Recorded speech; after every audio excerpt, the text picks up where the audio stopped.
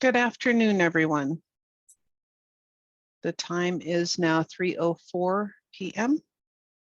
and we will begin with virtual instructions for virtual meeting and rules of decorum.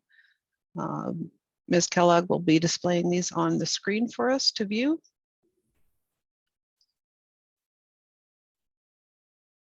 Thank you. Public participation at cannabis licensing and advisory meetings. The city has engaged with the community members to co-create a vision for productive, meaningful, and inclusive civic conversation. This vision supports physical and emotional safety for the community members, staff, and board commission members, as well as democracy for people of all ages, identities, lived experiences, and political perspectives. More about this vision and the project's community engagement process can be found at the web link posted here. The following are examples of rules of decorum found in the Boulder Revised Code and other guidelines that support this vision. These will be upheld during this meeting. All remarks and testimony shall be limited to matters related to city business. No participant shall make threats or use other forms of intimidation against any person. Obscenity, racial epithets, and other speech and behavior that disrupts or otherwise impedes the ability to conduct the meeting are prohibited. Participants are required to sign up to speak using the name that they are commonly known by, and individuals must display their whole name before being allowed to speak online. Currently, only audio testimony is permitted online. Thank you, Caitlin. We will now have the swearing in of new board members.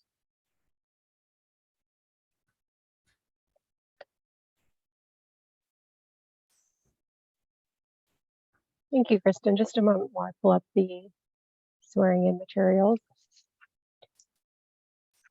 Welcome, Ethan Danielle, to the Cannabis Licensing Advisory Board, and we're excited that Tom is going to be with us for another term. Tom, I know you've already been sworn in once before, but we were instructed to swear you in again, so thanks for your patience with that. If Brian has to do it, then I have to do it.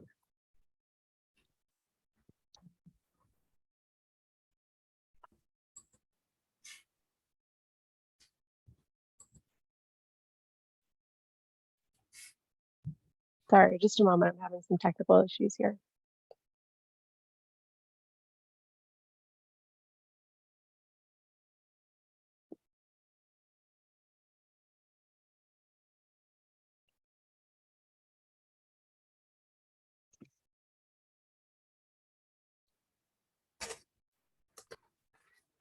Okay, Tom, we'll go ahead and start with you. So would you like me to read it to you and you can repeat, or would you like to just read the script that was in the packet yourself? I'm trying to find it. The reading packet or the meeting packet? I'll just go ahead and pull it up on the screen here. Okay.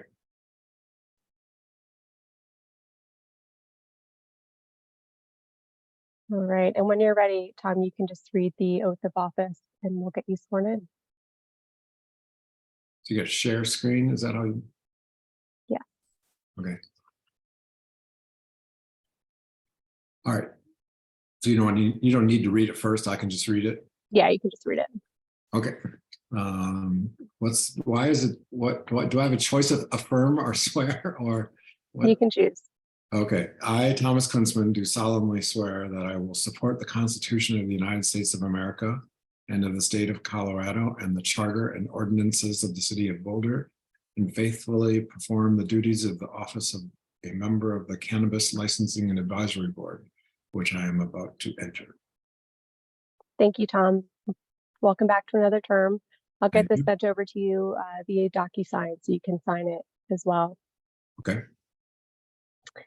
And then Ethan, we've got you up next. So if you could just do the same, Ethan, and just read this section on the screen and we'll get you sworn in as well.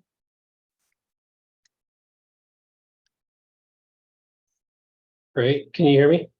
Yes. All right. I, Ethan Daniel, do solemnly swear that I will support the Constitution of the United States of America and of the state of Colorado and the charter and ordinances of the city of Boulder, and faithfully perform the duties of the office of a member of the Cannabis Licensing and Advisory Board, which I am about to enter. Thank you very much. Welcome to CLAB. Ethan, I'll do the same. I'll send this to you via DocuSign so you can sign it and we'll save it in our records. Thank you so much. On behalf of all of us, welcome Ethan also. Welcome. Perfect. Thank you. All right, moving on into the agenda is member roll call. Member Anderson. I don't see him in the room yet. I do not either. Member Christie. Present. Member Daniel. Present. Member Green. Present. Member Vice Chair Keegan. Present. Chair Kunzman. Present?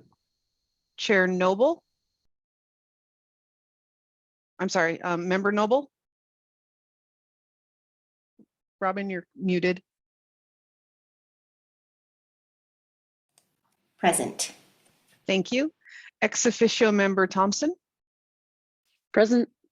And as noted previously, ex officio member Bailey will be joining us later. All right, I just sent Evan a text.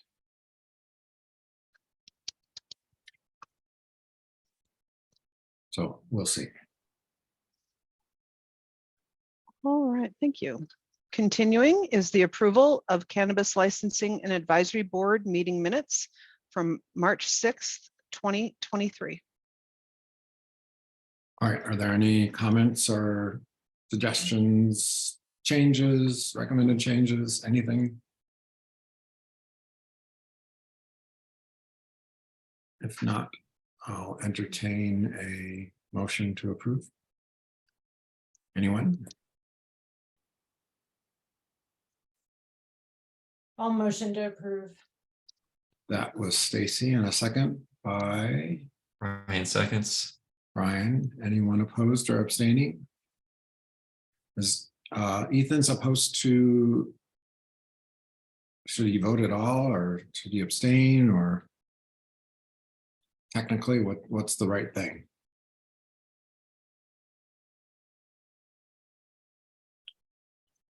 Can you repeat your question, Tom? Oh, sorry.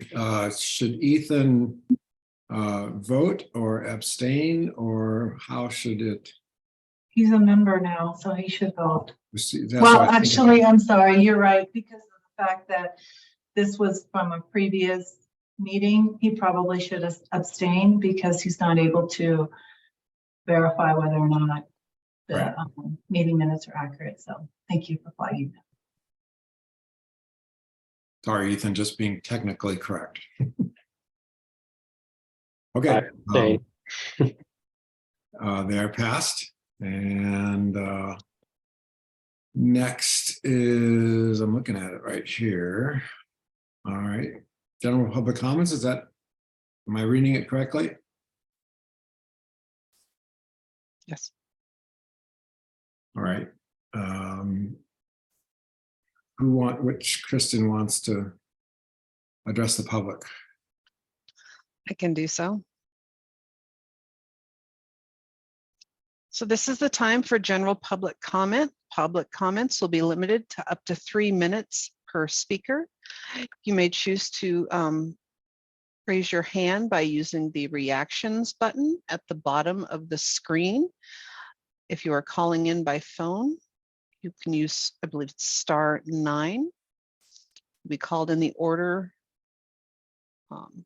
that you raise your hand. Is there anyone for general public comment?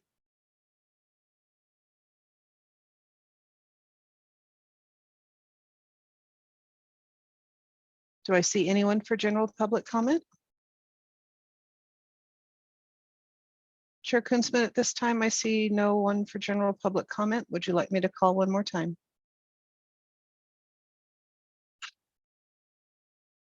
We have 4 people from the public. Just checking. The 4 of you that are 2 Sarahs, Laura and Jeffrey. Anyone? I'm trying to call Evan. I texted him, but I'm trying to call him also.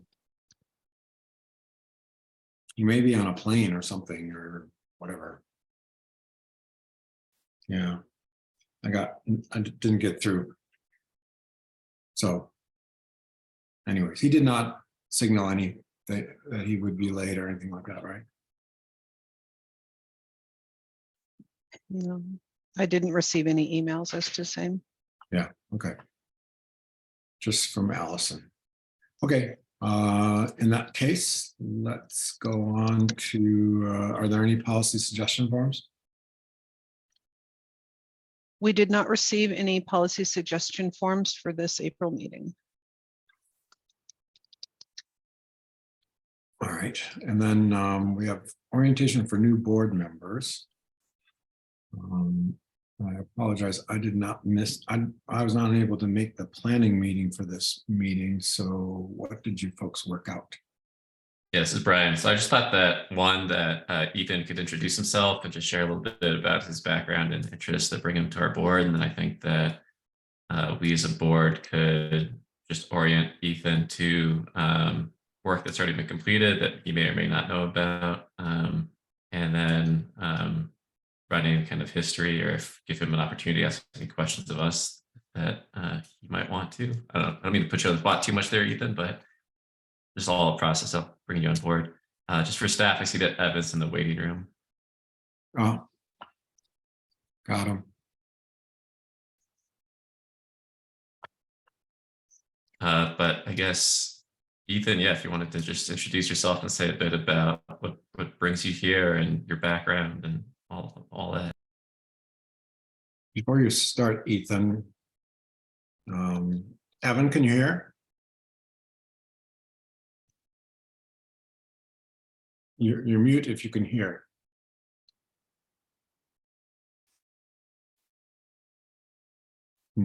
Okay, well, There we go. I had there the you host are. had to let me unmute. Sorry. Okay. I'm here. Just a catch up where we've made it through the first few items, including there were no public comments, and we were just about to hear a little bit about Ethan. And he and I were both sworn in as new members. This is Tom. We don't have your video, so I'm assuming you can see everything. Ah, there you are. Okay. All right, Ethan. Who are you? Hey guys, Ethan Daniel. I am the cultivation program manager here at Green Dot Labs. I've been working in the cannabis industry since 2015, held multiple different occupations within the industry, from harvester in the early days, worked my way up through cultivation, and now I'm handling management of the cultivation team, as well as moving into compliance oversight here at Green Dot. I've been living in the city of Boulder since 2010 when I moved to attend CU Boulder. I'm an art graduate there, and fell in love with the city and never left ever since. My passion for the cannabis movement is a main driver for why I'm here. I have a 10-month-old daughter, and we intend on living in this community for the foreseeable future. Her future in this community is another big reason as to why I wanted to be more involved with this advisory board, specifically pertaining to my occupation and the family that I've started in this community. Other than that, I've been living in Boulder since 99, or sorry, I've been living in Colorado since 99. We've frequently visited Boulder, had some family in here. And yeah, love the community, the lifestyle and everything that it has to offer, and looking forward to many, many more years. Maybe we could just go around the horn and other members of the board could just introduce themselves for the benefit of Ethan. If you just want to take 30 seconds. We'll start with you, Tom.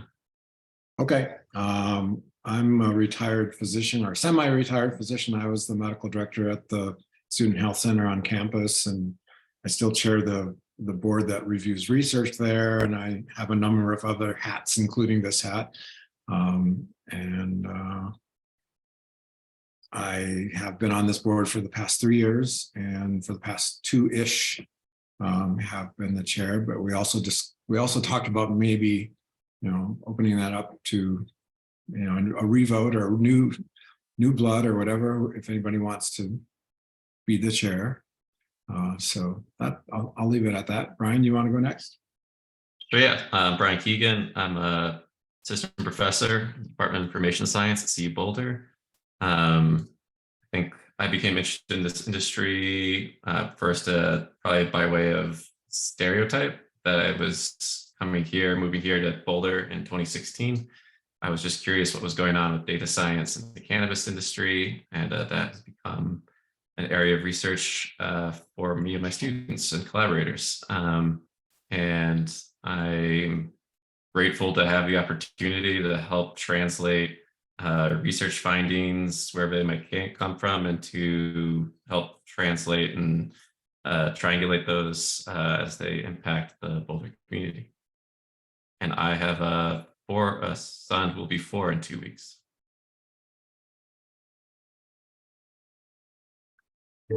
I can go around. Evan, do you want to? Can you hear? Yeah, I'm Evan Anderson. I'm the founder of 14er. Been friends with Dave and Alana for the entirety of our tenure here as cannabis owners in the city of Boulder. So I'm familiar with your organization. You do great work. So nice to meet you, Ethan. I am on this board in a way to facilitate the kind of integration of what the voter has decided to do with cannabis, trying to facilitate how that gets enacted.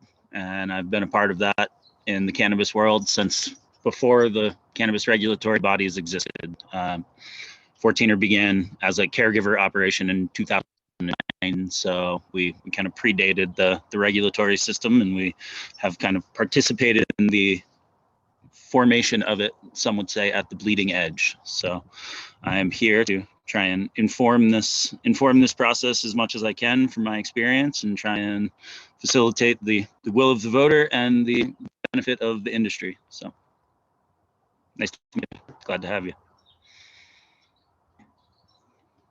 And I did not keep in the same vein, but Evan, you also have kids.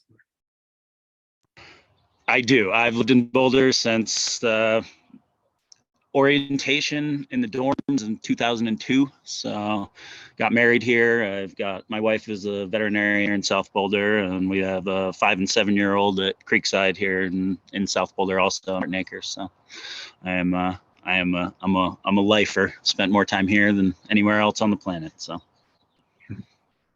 Michael, I've got you next on my screen. Sure. Hey, Ethan, welcome to the board. Glad to have you. I'm Mike Christie. I'm an attorney. I have offices in California. I have the fortunate luck to be able to live in Boulder and practice in California. And I was appointed to the board in January, or I moved to Boulder in January 2018, was appointed to the board when it formulated, and am sort of have an eye toward trying to make sure that whatever recommendations we send forth to council, that we're keeping a close eye on how that's impacting the youth of Boulder. I have a 14-year-old at Boulder High who's a freshman, and a 12-year-old or 11-year-old turning 12 who's at Whittier and will be transitioning into middle school at Casey. And again, welcome. Glad to have you. Stacy? Hello, I'm Stacy Green. First of all, thank you for joining this board. I know it takes a lot of extra time and energy, so that's really appreciated that you're willing to put that in.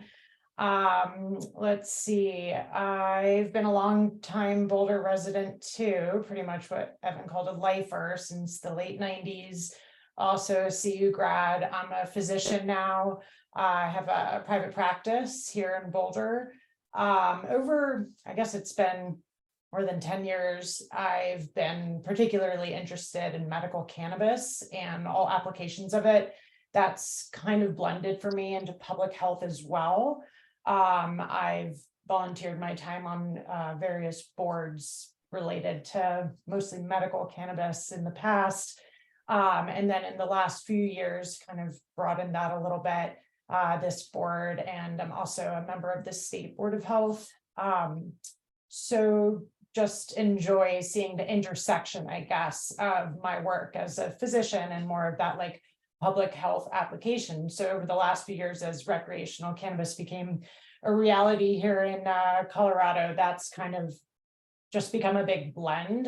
When I joined this board, I think I wanted to bring more of a neutral party viewpoint, because I see both sides of this coin very, very strongly, so to speak, and really think there's a way through all of those differences by like sitting here as we do, spending time thinking through these issues, the realities of them, not just what we want and, you know, hope for, and see if we can make it the best case scenario for all interested parties, because I really do believe that's possible. Like most other members, I'm also a parent. I have 4 kids here, ranging in age from 8 to or almost 8 to 15. So at all the different levels, this does affect me also as a citizen here in Boulder. So I'd like to think my place here on the board is to kind of be more of a liaison in that way between different interest groups. And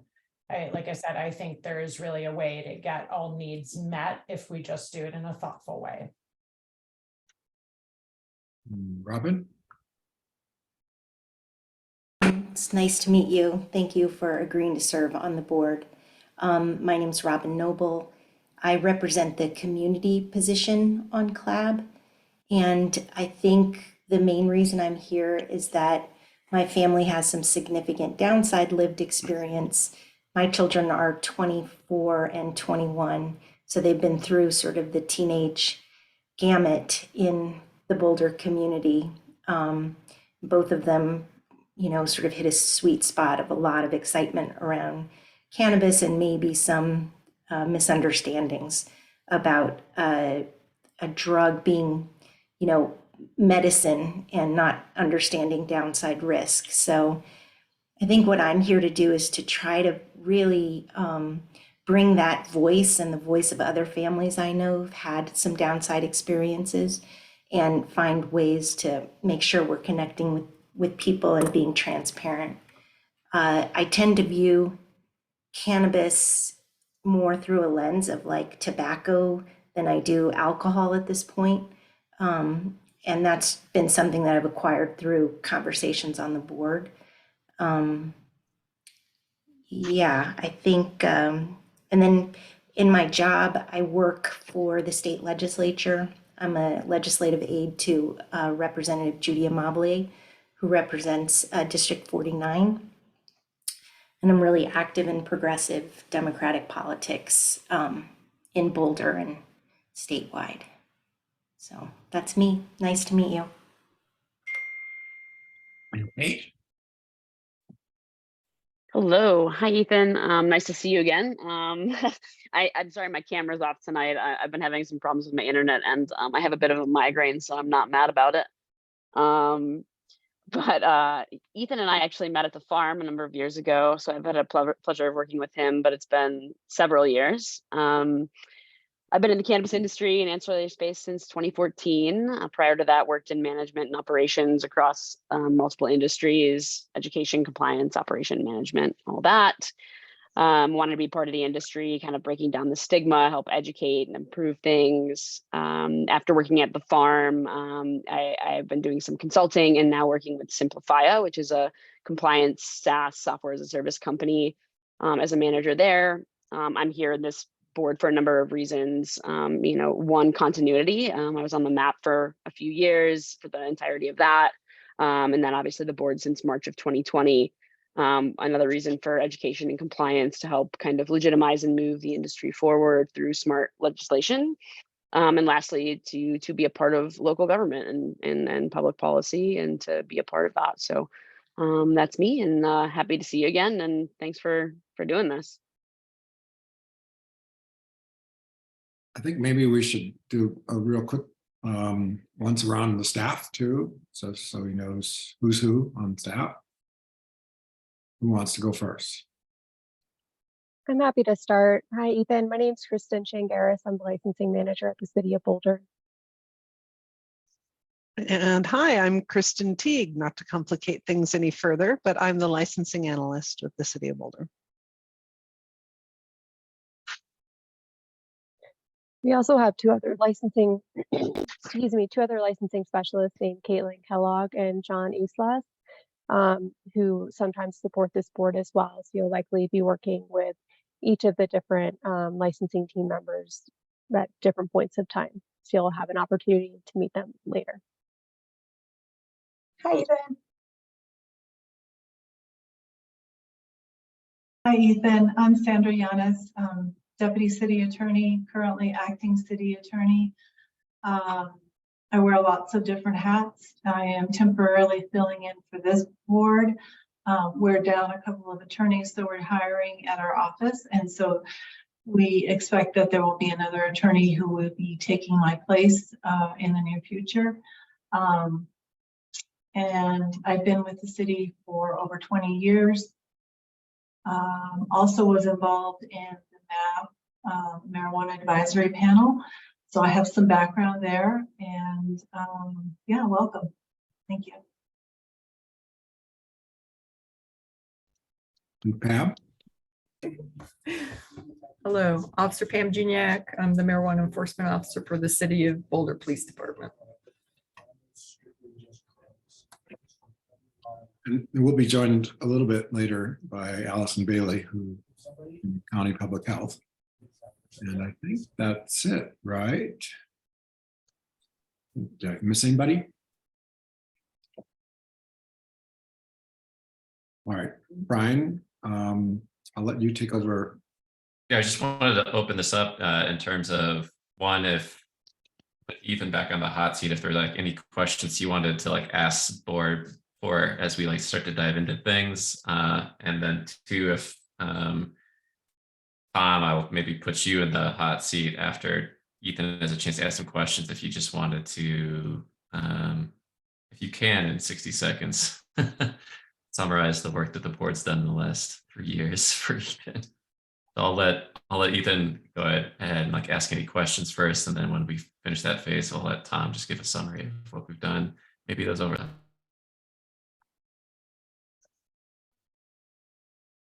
Just wanted to say thank you so much for the introductions. It's great to meet you all. Good to see you again, Kate, and it's a pleasure to serve amongst you.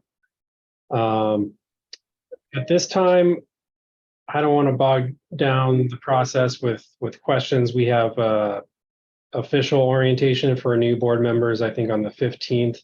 I'm sure most of my questions will be answered at that time. So happy just to roll through it here with y'all. And if I do have any questions, I'll raise my hand at the time.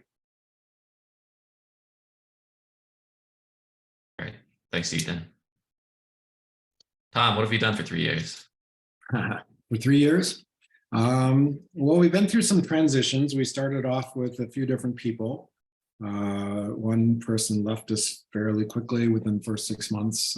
Somebody who was a veteran and a strong user for marijuana use, medical marijuana for veterans. And then trying to remember, boy, whoops. And I also, and my mouse keeps going off. So I need to change the batteries, which I will do in a moment. But, you know, so we've spent, I'd say, the lion's share of our time discussing the hospitality business recommendations that are ready to be unveiled at City Council. You saw that in the packet, I'm sure. It goes on for a number of pages, and you have seen the motions that we have negotiated and voted on, and then we also determined that we would have, or each individual board member would have the opportunity to give their positions if they wanted to on each of the motions. And that's what follows after the initial table summary. But that's really been really the lion's share of what we have spent the last, it really took at least 18 months to work that through. And that will be going to City Council in the next 2 weeks, I believe. Is that right, Kristen? Yeah, just to make sure. And all right. I'm mouseless right now for a moment, so I can't even click on the summary that I was going to do. So I'm gonna go into the kitchen and get some new batteries. Brian, on to you. Back to me. All right. Thanks, Tom. I don't know if we don't need to revisit all of that, but I think it's worth just touching on that as new members come in to just sort of acknowledge the work that's been done. And so I think when Tom gets back, I think we're ready to move on to agenda item 5 here, which is the Clab Hospitality And Brian, recommendation.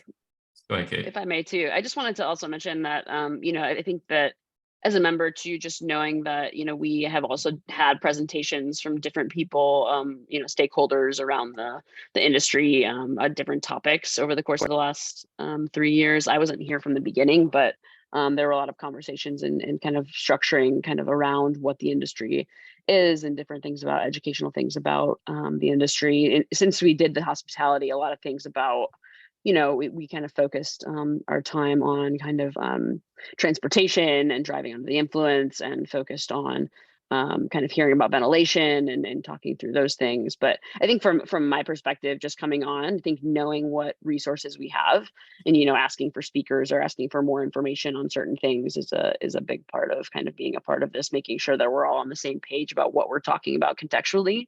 We also did talk about delivery for a number of weeks or a number of months, sorry, and decided not to move that forward. So just wanted to add those two things in there for context as well. Thank you as always, Kate. You have an encyclopedic memory.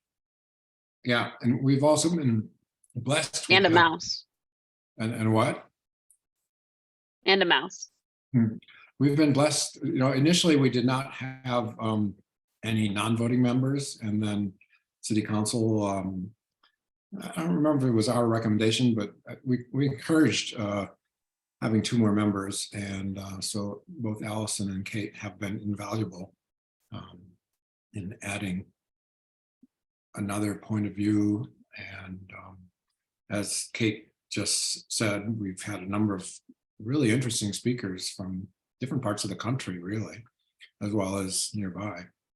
And we've been entertaining recently ideas for additional speakers to continue to educate us, especially as we move forward beyond this. So we're kind of at a juncture a little bit, moving into, correct me if I'm wrong, Brian and Michael and Sandra, the quasi official function or potential future functioning of the CLAB. I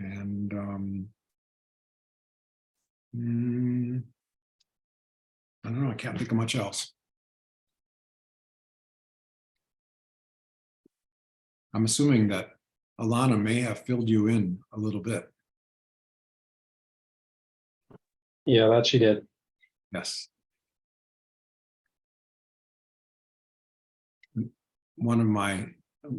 As everybody knows, one thing I like to do, Kate and I have never met in person because Kate's now in Michigan still, right? That's true. Say yes. Yeah, I'm still in Michigan. Yeah, but everyone else, I always like to get together and have coffee or tea or whatever. Some people we've done several times, and some people we haven't had a chance to, but at least once. So think about that. And everybody, I've always encouraged everybody to get together. So you're going to learn this on, I think it's the 15th. Is that what you said? That anything more than 2 members of this board constitutes an official meeting. And so therefore, it needs to be open to the public. And so in other words, that includes emails. Like if you can't send an email blast to the whole board, you can send it to the staff and they can send it to the whole board. But 3 of us, it's the same rules for city council. If 3 of us meet somewhere, then it's an official meeting. So it's a weird, quirky thing, but you'll get used to that. And Tom, just so you know, there will be a board and commission training session. I believe it's on April 15th for all new board members. So Ethan will get the benefit of all of that stuff and more. I may be there. I'm supposed to work that day, but we'll see. There was only one choice, right? If I remember. I think so. Yeah. Okay. Back to the agenda here, which I always say in every meeting that I wish I had 3 monitors, but I don't. Who's got the agenda? Yeah, so our next agenda item here is discussing the lab hospitality recommendation to City Council. I believe staff and at least 1 or 2 board members wanted to sort of revisit the document in some capacity. So I'll turn that over, I think, to Sandra. Yeah, thank you, Brian. I'm happy to tee this up. At the last meeting, the club members were ready to provide their recommendations to council, and staff offered to put it in the right format and provide sort of an introductory paragraph or 2 and attach all of the recommendations as created by this board. Couple of things. So this is scheduled for April 20th, and there was possibility that there was going to be a presentation on that date under matters from city manager. That has now changed to a memo, and so the memo will be important, obviously, to provide the information that this board deems appropriate. And we did get some comments related to the substance of the introductory part. And so we are happy to entertain any potential changes or suggestions that those folks want to provide. And then it will be up to the board in consensus to approve that. And then we'll be able to submit it to the council packet for April 20th. And so I think that all of you should have received an updated version of that memo. Really, the only changes are in format because it was moved from a presentation to an informational packet memo. So everything else should be the same. We didn't change anything in terms of the substance of the introductory portion. So with that, I will hand it back to the chair to address any potential changes. Robin, you have your hand up.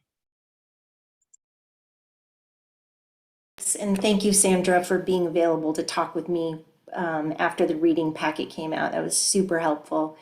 And I wanted to say that on the executive summary that's in your meeting packet on pages 8 and 9, the executive summary that the staff wrote, and this is certainly, not a criticism of what staff has put forward. I think I think it misses, though, some of the nuance of the conversation. And CLAB, we had some long conversations about how is it that we as a group communicate with council on what took place here over the last 2 years in a way that is A, helpful to them, and B, really captures the substance and the nuance of our conversation. And my feeling when reading the executive summary, I felt that it sort of communicated that we had reached a consensus and we're speaking with one voice about the opt-in recommendation. And that being said, we did have a vote of 5-2 on opting in. So I have some different text that I would appreciate your consideration of. And I just wondered, Kristen, if you can pull that up on the shared screen and see if we could think about, making sure that this executive summary covers the full picture of our conversation. And as somebody who writes an awful lot of reports, executive summaries are really important because when you're getting materials in front of super busy people, sometimes that is the main thing that they're going to have time to look at. So I think it's important to get this right. Make my screen bigger here. This is a little bit hard to read, and I wonder, Kristen, if you might bring up the clean text first, and then maybe we could go back to this red line that shows the differences between the two language blocks.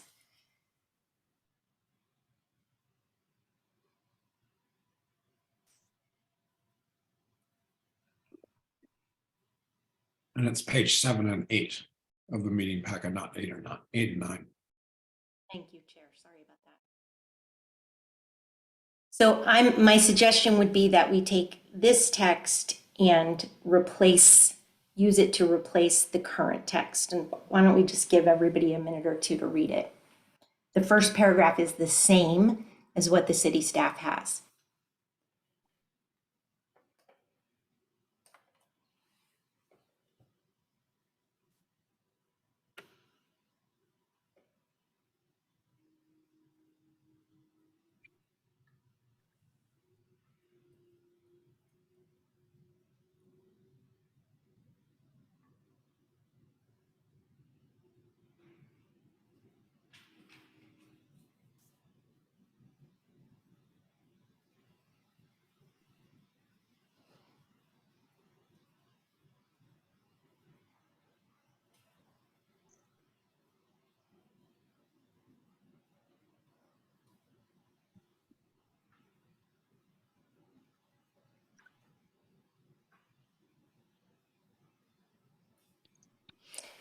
And I should have said this right up front, that Michael Christie and I worked on this together.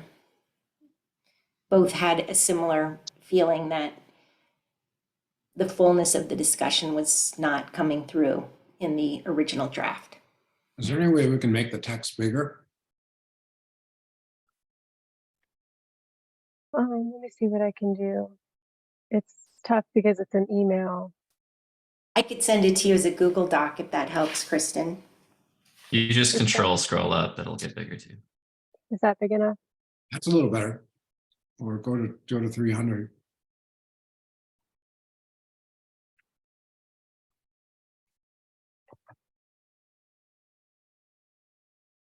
No. Do you want to highlight the key differences in the first paragraph, if there are any? There are no differences in the first paragraph, Chair. Okay. The first paragraph is the same. The second paragraph, and I don't know, maybe, Kristen, we should go to the red line at this point.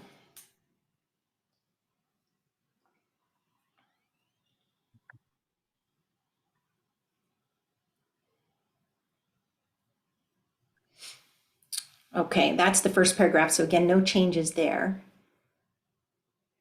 In the second paragraph,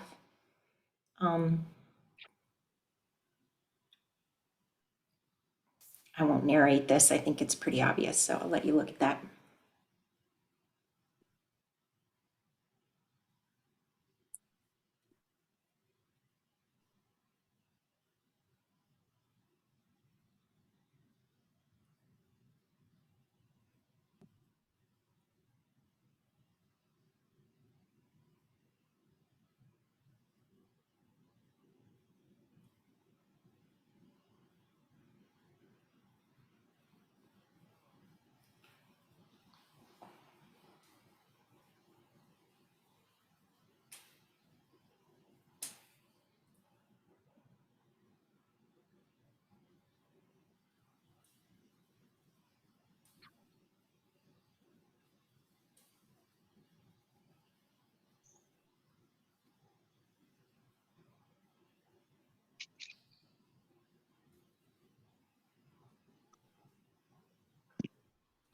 I personally have minor concerns because we chose to not put the second vote in our motions that did not pass, because it really was 5-2 and then 4-3.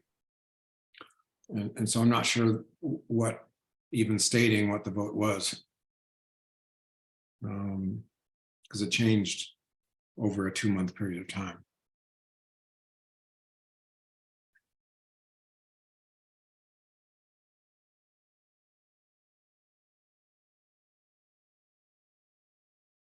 So I guess I would be in favor of something like the vote was divided but passed.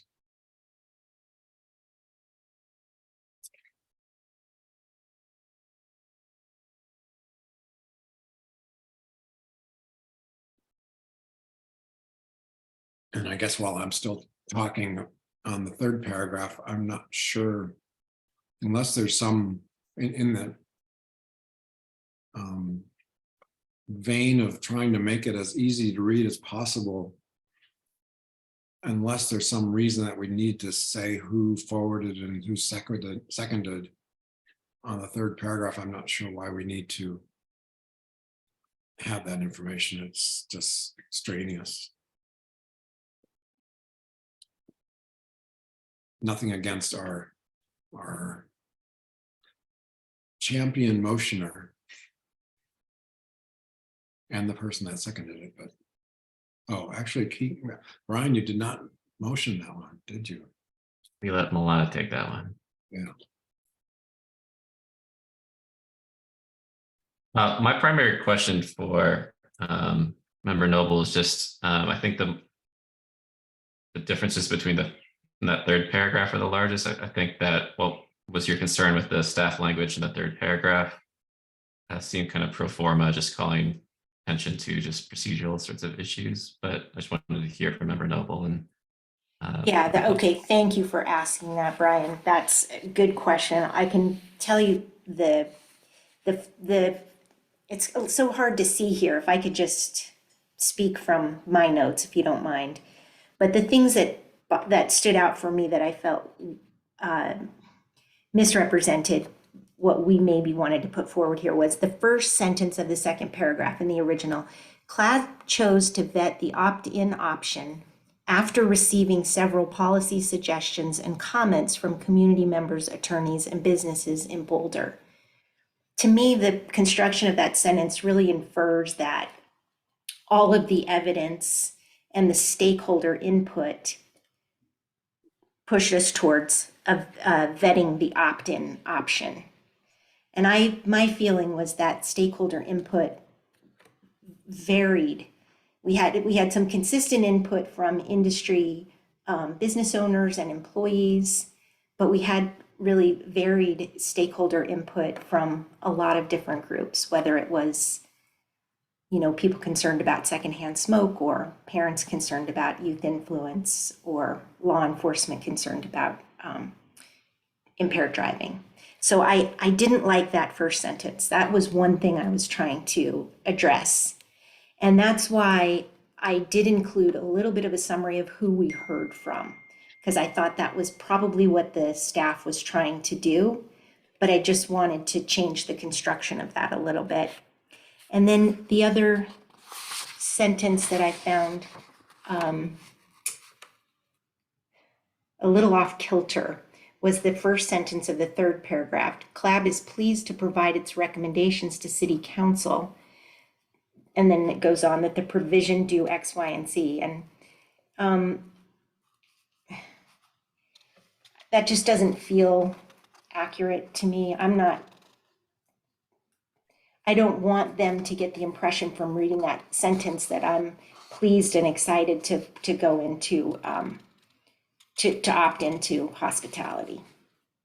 So I'd really like to see that changed as well. And I think as a function of the good faith that it required for this group to put in the enormous amount of work on this document, I would suggest that we stay in that vein and make sure that the executive summary, while true to the opt-in vote of 5-2, which is very strong, still capture the nuance and the effort that we put into digging in. Does that answer you, Brian? No, I understand completely what you're saying. And so certainly we could strike a term like pleased if not all the board members are pleased. I understand your position on that completely. Just seems like there was other procedural information in this third paragraph that I would defer to city staff about who write these for council regularly to make sure that that consistency was present is just my primary concern. But I agree with Member Noble. If a word like pleased, I'm not trying to reduce all the sort of the changes you made to the single word. I apologize if that's what you're taking away from this, but I think if there were sorts of edits like that we could make, or we could introduce a sentence that sort of captured the fullness of the different stakeholders we spoke to, I would welcome those kinds of changes. But I just want to balance those interests against having an executive summary that reads in a stylistically consistent and effective way that other executive summaries that the council receives, that consistency is present. Stacy? I appreciate all of everyone's ideas here. I guess my first question that's coming to my mind is whether we voted to have city staff put together the executive summary. Did we vote on that? I don't remember. So that's one question. And if so, I feel like there was discussion, whether we voted or not, about that option. And I believe part of the reasoning, if again memory serves, was that if we as members write this, without a doubt it's likely to take on more of a specific perspective, whatever that might be, depending on who writes it. And I think the hope was that if city staff wrote it, it would be just more pragmatic, as opposed to wanting, each of our personal views to be represented in some way in this executive summary. So that kind of was one part of it for me, feeling like, all right, well, I think if we agree to have city staff rate it, we've already discussed the why. And then if we did vote on it, would we need to all agree or vote or whatever to alter it to something else? Then more specifically, second paragraph, I would probably, if we were going to start now discussing how to amend these edits, there are some other things, like I would say, okay, like I'd want to strike certain sentences that, Robin's version is adding, etc. So we'd probably need to get into a bigger discussion then, or maybe give all of us an opportunity to go back and add our comments and edit it. I guess we could do that now, but that brings me back to my first point of like, well, isn't this why we asked for staff to come in and do this? And then, as far as what you were saying, Robin, with, certain language used, I think it's fair for us to have an opportunity to go back, like you're saying, if the word pleased is not representative in some way, or just it doesn't feel appropriate, that we should have a chance to, say things like that. I think that's really fair. So that's kind of my 2 cents on this, because it feels like if we're about to jump into like examining the new language, there's a few other questions I'd want to understand better first. If I understand correctly, we did vote to allow staff to write like the preamble or whatever we're calling this, and then we would discuss it in this meeting, just as we are. In prior to that vote, did we discuss the why, the benefit would be to having staff write it versus us do this? Because I feel like that discussion went down. I could again be imagining that, but I think the idea was to avoid this type of situation where, one or more members wants wording changed for for their perspective. I think my take on the first draft that staff wrote, actually, I would also probably do, a couple small edits like Robin was suggesting, maybe like in a semantic way, but other than that, I felt like it did a pretty good job of saying, look, there was a lot that went into this, and it's not as simple as anything that could be representative in this executive summary. So like, here's all that information, and all of us have taken the time to submit our comments and thoughts on each of these motions to make sure that's in there. And I do appreciate that, sure, an executive summary would be, for some very busy people, the only thing that's looked at. But at the same time, I'd like to have faith that with this particular issue that clearly is really complex, and this staff's version of the executive summary, I think, does make that clearer enough that they would delve further as needed. Michael?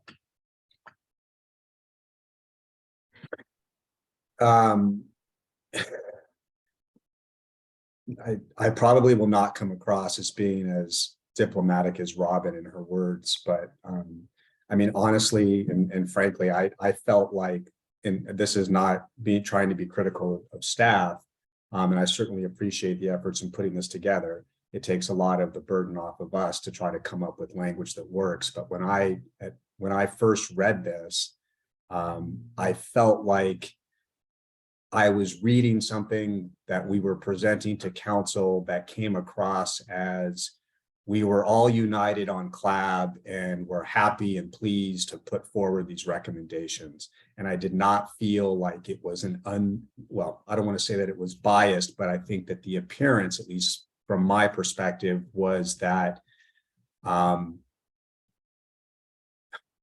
didn't feel like the language was neutral. And I felt like that the language that Robin is proposing is much more neutral, as opposed to sort of putting forth this presentation in this cover letter that CLAB is sending this to you, council, as a united front. And oh, by the way, below are how we each voted on each of these different motions.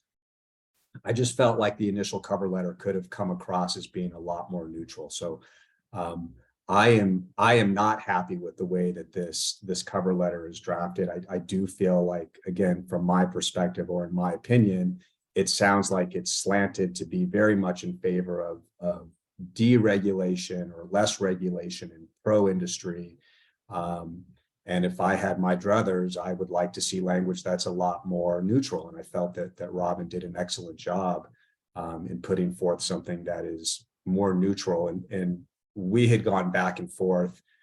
Robin had taken out language that I had proposed, and I agreed that the language I was proposing was probably too strong and would be met with a lot of resistance. And then Robin even toned down initial drafts that she had done to try to tee this up in a way that would make it appear to be as neutral as possible. And I think she's done an excellent job, and I would support that we do change the language, because I'm not comfortable with the way that it's currently written. And I understand that we had put that burden on staff to do. And again, I appreciate the work, but if we are going to tweak the language, I would like to see it be more neutral. Kate? I guess my first question is do we need to take a vote to make edits? So I guess that would be my first statement, is that maybe there needs to be a vote on whether to make edits. I also want to say that, like, I do think, well, actually, you know, I'm just going to leave it at that. That'll be my comment for now. Good point. I guess I have my hand up.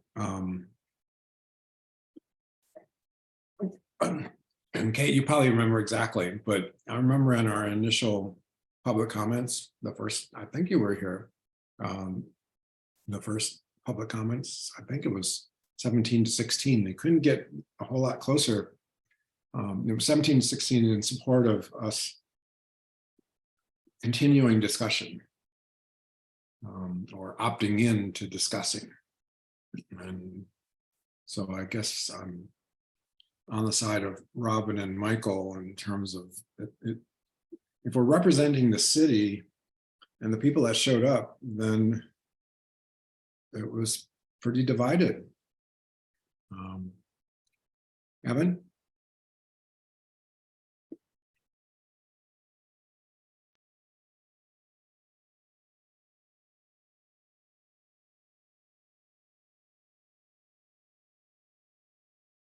Evan?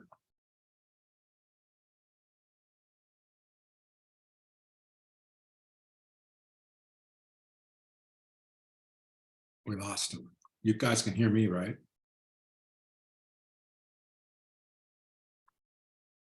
No, we can't hear you, Evan. See you now. Even though you're not mute. Let's try unmuting or muting and unmuting again.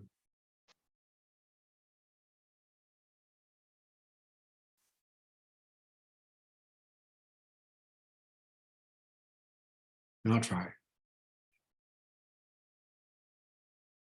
No, I can't hear you.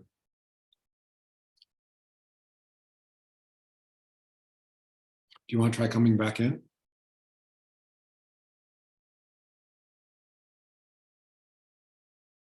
It's interesting that we can see you, as Brian said. Oh, there you are. There it is. I don't know why that switched, guys. I apologize.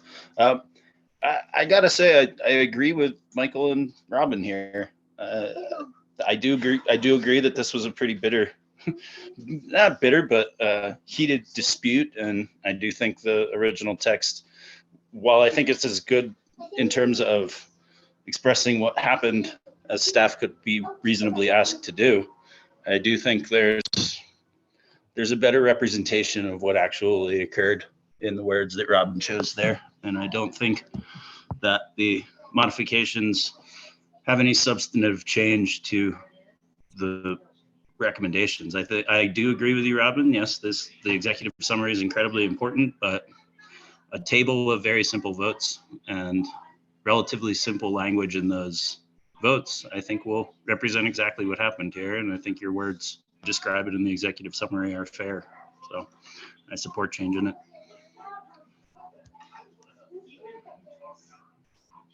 I'll go back to Kate's suggestion. And Sandra, what do you think? Do we need a vote to modify or a vote to allow modifying? I think that's one way to find consensus, or you can use a show of hands for folks that want to make changes. Well, even Stacy suggested that she might appreciate some other little modifications, and I would appreciate other little modifications too. I guess if we're like, the question is, should we just vote first that we agree to modify our former vote, which was to have staff do this? It feels like we probably need to agree on that first, and then another vote maybe on how, like if we're all gonna, whoever wants to put more words or write an email or whatever it might be, like we've done for other things, but maybe we need to consider those separately. I have a question, just because I did understand that we voted to have the staff write it, but it wasn't clear to me, as though it seems like it is to many of you. It wasn't clear to me that we were saying that would be it. In other words, we knew that they were going to be writing it, and I think and I discussed this with Sandra when I called her, said, do we still have an opportunity to weigh in? And Sandra, correct me if I'm wrong, but I understood that you felt that we did have an opportunity to weigh in. Sorry, I was on mute. So what I did say is that you'll have an opportunity to bring up that issue and see if the board is willing to make those changes. But I do think that decision still lays with the board. Okay, Brian? So I know that maybe there's a consensus to edit this. I'm not speaking for that consensus existing or not. I just want to remind the board as a matter of order that staff is invited that this document be presented to City Council on April 20th. So like any edits that we make need to happen. Staff can correct me like today or by some date, and we need to have a vote sort of approving those edits in a public meeting. And so just want to emphasize that time is of the essence to get these edits in so that this can be a finalized document that goes before City Council, or otherwise we need to reschedule City Council meetings for this business. Thank you, Brian. Yeah, that's a great point. There are deadlines that we have to meet. So if this is going to move forward on February 20th in front of council, then yes, the changes would need to be finalized and approved by this board tonight. April 20th, you mean? What did I say? February 20th. Oh, yeah, I don't know why I said that. April 20th. Kate? I guess I had a question about what Brian had talked about earlier with city staff, just in terms of especially the third paragraph that just has some things about like, you know, this license would be governed by city laws applicable to other cannabis businesses. It talks about the Boulder Revised Code. Are there things in there that we should make sure that we have just because of consistency, or yeah, just trying to get a guess for that? I think that, I mean, I think there's based on what I'm hearing, I think there's enough people that want to see things change that we should just, you know, move towards making those changes and trying to do it as efficiently as possible. Obviously, we've already agreed, or maybe not, but we've agreed that that first paragraph looks good. I think there's some things tweaking wise that we can easily come to with that second paragraph. Like Robin, I think debate, you use the word debate. I think we could say conversation, even though, you know, it's semantics, right? We could say debate, but if we're trying to be more neutral, maybe that's a better way. If we're talking about stakeholders, I'd love to see all of them presented in the same way instead of dividing them the way that I think that they have been divided in that sentence. I think it could just say stakeholders and list them instead of kind of the two different designations in that second paragraph. And that third paragraph, I didn't have enough time to really look at kind of the nuance of it, but I don't think there's so, like, I think to Evan's point, I think that they're not overly skewed in another direction. I do think that I can see, you know, maybe obviously the pleased is just, you know, it's just a word choice, right? That we can easily change. So I think there's a number of things that we can do pretty easily. I'm glad that you added the 2 public hearings. I think adding the stakeholders and the discussion that we had with people that presented was good. I do wonder, I can't remember if there were actually policy suggestions at the beginning from community members, attorneys, and businesses, and wondering whether that initial sentence was actually necessary in terms of preempting our conversations about opting in. So I'm having conversations now that is assuming that we're going to make changes, because I think that that's the direction that most of the board members that I'm hearing from are at least wanting to do. So I guess we could just go paragraph by paragraph and talk about, you know, each part of it. I don't think it should take very long. I think overall it's, I think there are some things that we can talk about, like let's talk about the first sentence or whatever, and just move and try to move forward. But well, if you guys, I've written down all those things that you said, Kate, and I think those are good suggestions. And if you want to just give me 5 or 10 minutes to go offline to create a Google Doc and try to get it as close to that as possible, and then we could come back online and do a drafting session together. That might be an efficient way to do it. Thoughts?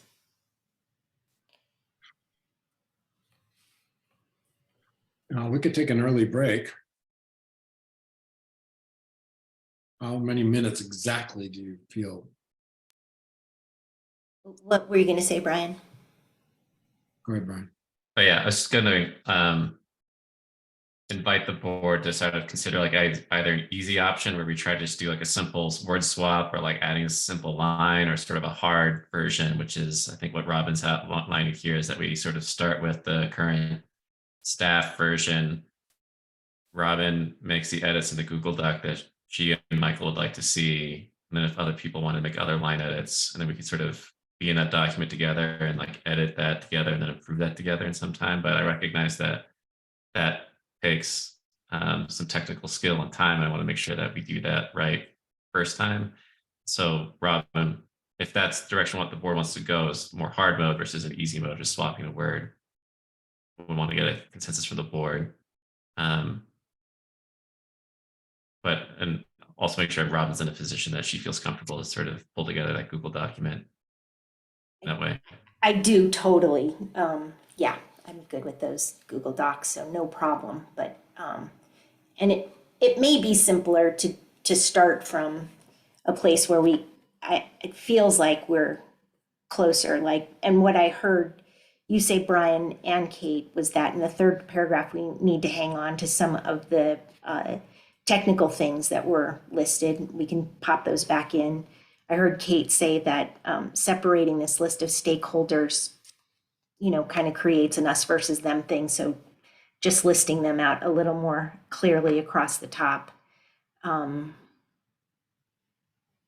Yeah, so maybe we can start. We've made some progress just in this conversation alone, and then come back and look at the Google Doc and be able to draft together. Kate, did you have? Oh, Kate, you had your hand up, but you took it back down. Yeah, well, I was just, wrestling with the idea.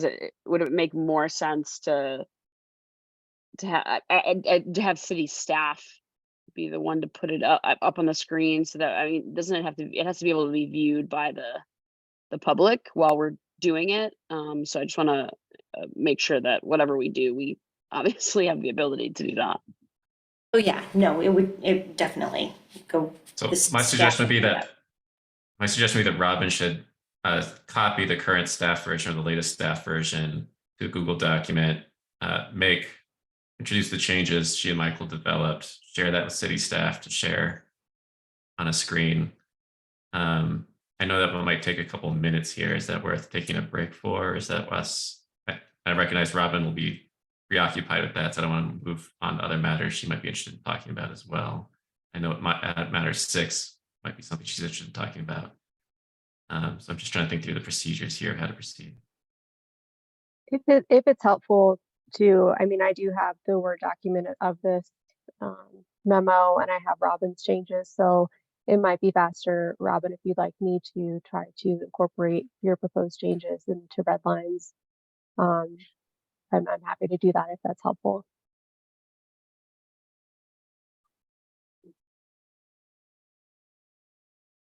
So the original document did not say what the vote was. Is it necessary to say what the vote was? Because there were 2 different votes. So I'm also advocating for not having that, going with the original document of not including that. And then is it necessary to say who motioned and who seconded?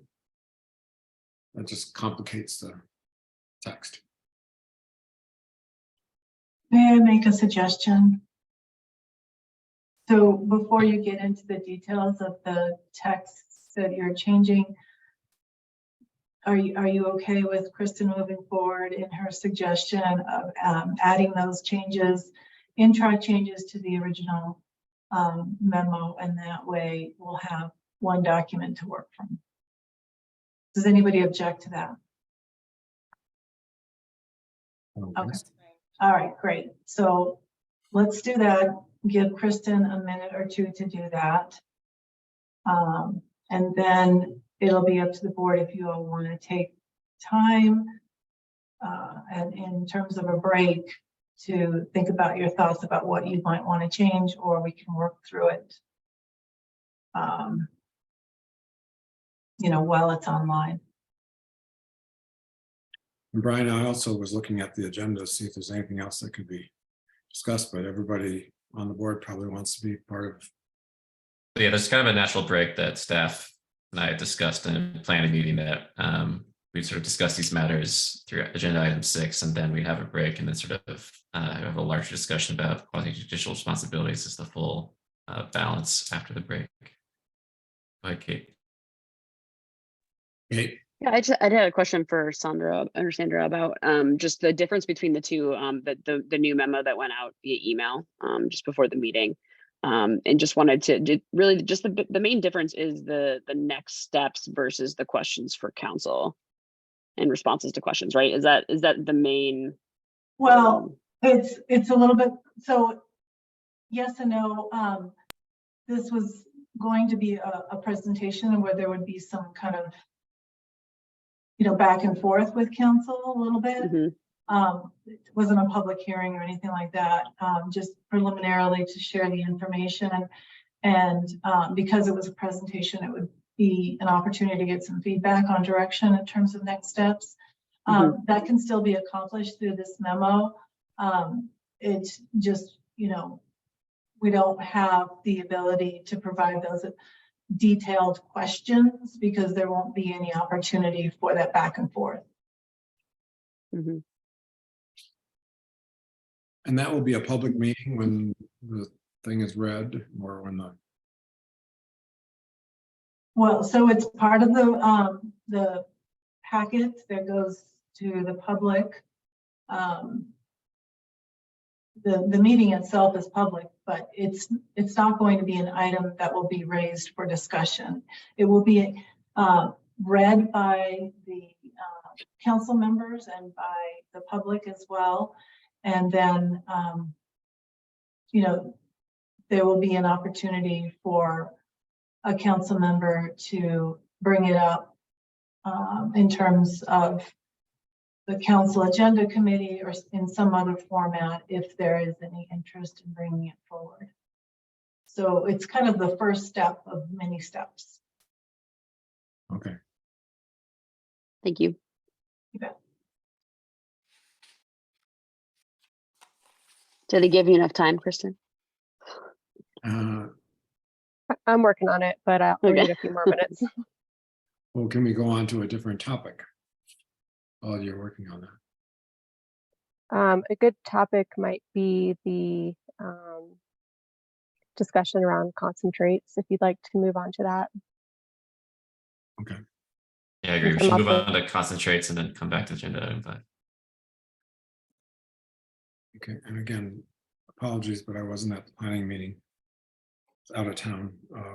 What was, and I see Alana's in the room. What was the discussion?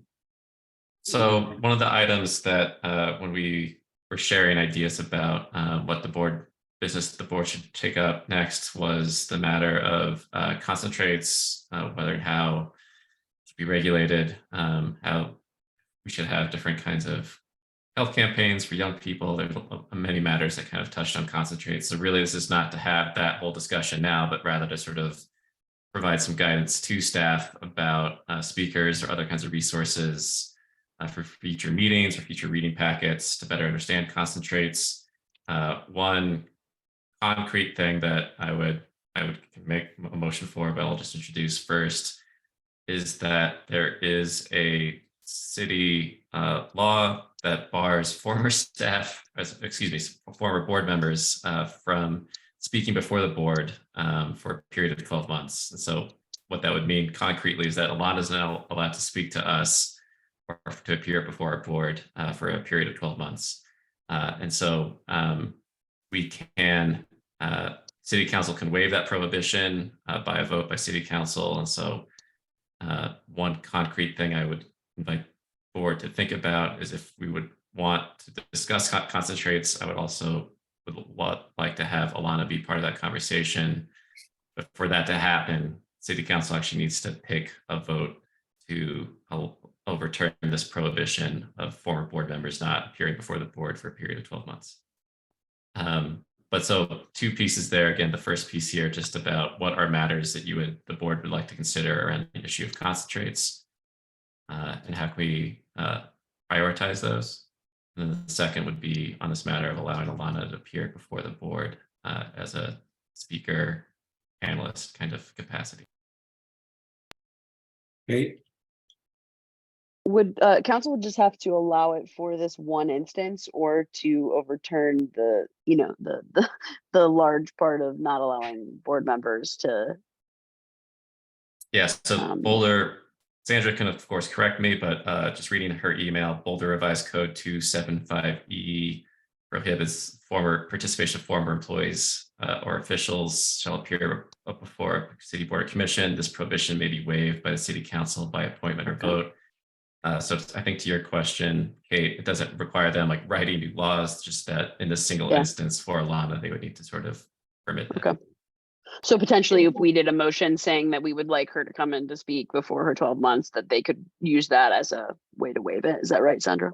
Yeah, that's correct. And I think I would add too that, you know, if you want it to be specific only for this one particular time, for this one particular matter, that's fine. Or it could just be in general waiving that prohibition for the year. So if you wanted her to come back at another time, you'd still be able to do that if it were presented in that way.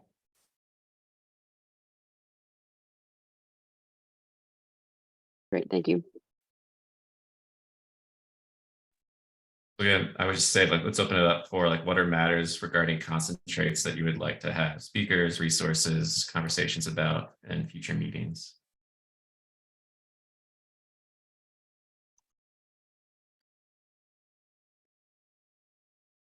Hey, Yeah, just to reiterate, I think one of the main things that we wanted to talk about were about milligrams and dosage and use, and talking about nanoemulsions and the different types of concentrates that exist. I think there's a lot of conversation about them and around them, and then a lot of corrections and different corrections. So I think an overview of what concentrates are and what they aren't, and then kind of the nuances of different types and ways that they're produced, was part of this, I think, suggestion. Again, I wasn't at the retreat, but I believe that was kind of one of the main components of it, one of them.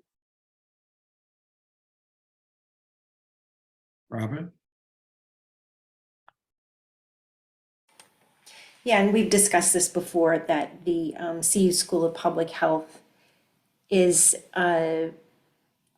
doing a look at all the literature to draw some conclusions around concentrates in terms of health downside risk, especially to younger people.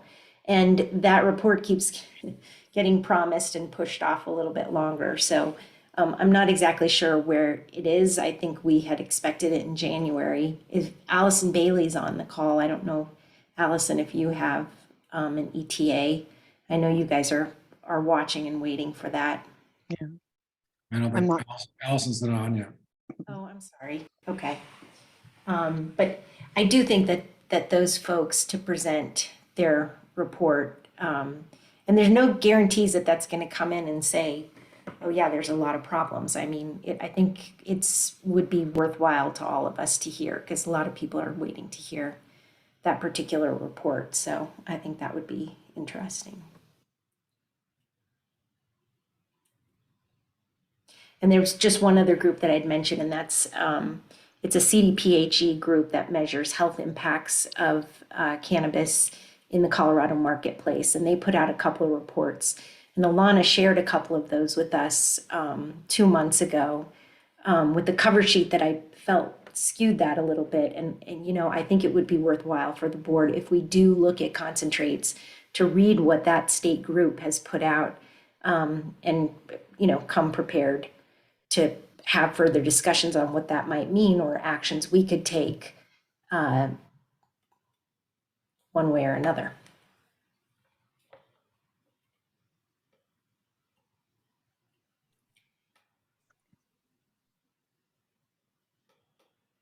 Okay, Yeah, I was just thinking, I mean, you know, these kinds of topics I feel like are always good with more than one presenter. And I like panels of 3, of 2 or 3. If we wanted to have, you know, a couple of people present and have like a time limit where, you know, like you have a 15-minute presentation and we're going to give you, all of us can provide, questions that we have, to city staff about those things, and then we can have them answer them and ask like a Q&A.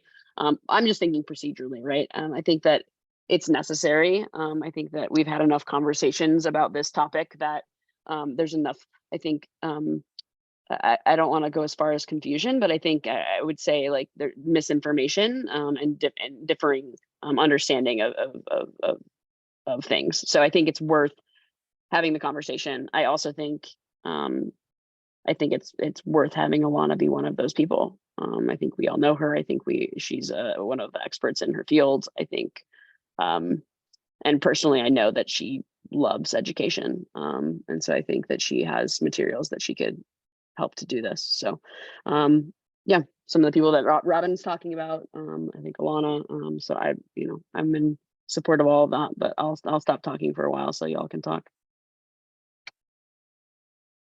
Yeah, so I'm grateful for Robin identifying both this Ann Schutz's report authors in some capacity, the CDPHE authors in some capacity, Alana, if the board and the city council elect to bring her back in the next 12 months. I think would also be great. Are there other stakeholders or perspectives that aren't represented with at least those three personas?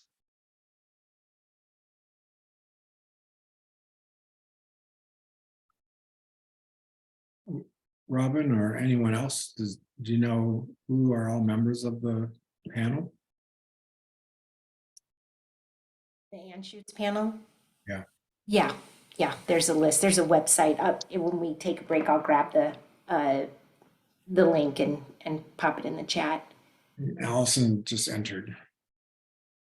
I wanted to take one step back, Brian, to get your take. If we had a mindset of let's begin with the end in mind, is part of that, hey, we got to make sure we're all on the same page with understanding what these products are.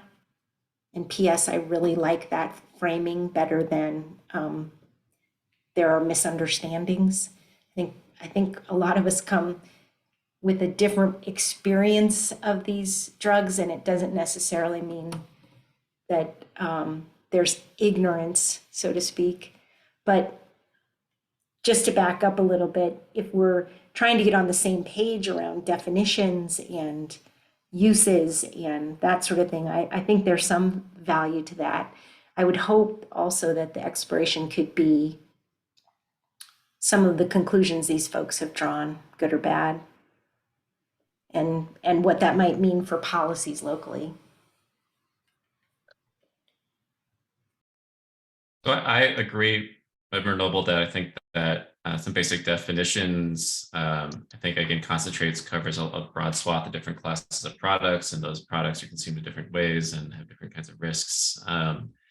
So I think just having more clarity about all of those, I think having conversations from experts who are engaged in research about these kinds of matters and are writing reports about this be welcome. I imagine that having the perspective of people in industry who are touching and growing and distilling and all the sorts of amazing things that they do are also present in that conversation.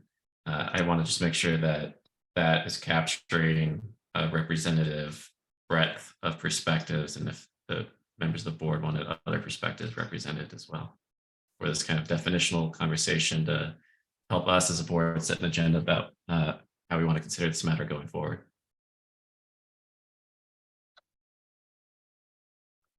I can't remember who suggested 3 speakers, but I kind of like that idea. If Alana's, if everybody agrees, Alana's one. Allison, now that you're in the room, do you know what we're talking about? I don't, but I'm listening closely to catch up. So keep going. It's item 5 on the agenda, discussion regarding concentrates. And I don't know at what point in time you walked in the virtual room, but Brian mentioned a city rule that someone that served on a board cannot participate on the board for a year, up to a year, something like that. After their board membership unless specifically allowed by city council. So that's one thing we would have to do if Alana's going to speak to us. And then maybe was it Robin? Was it you that suggested maybe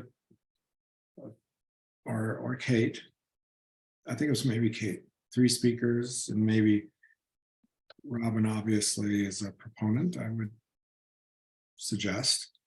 And if there's someone who could represent an opposing issue or a different point of view, and then somebody neutral.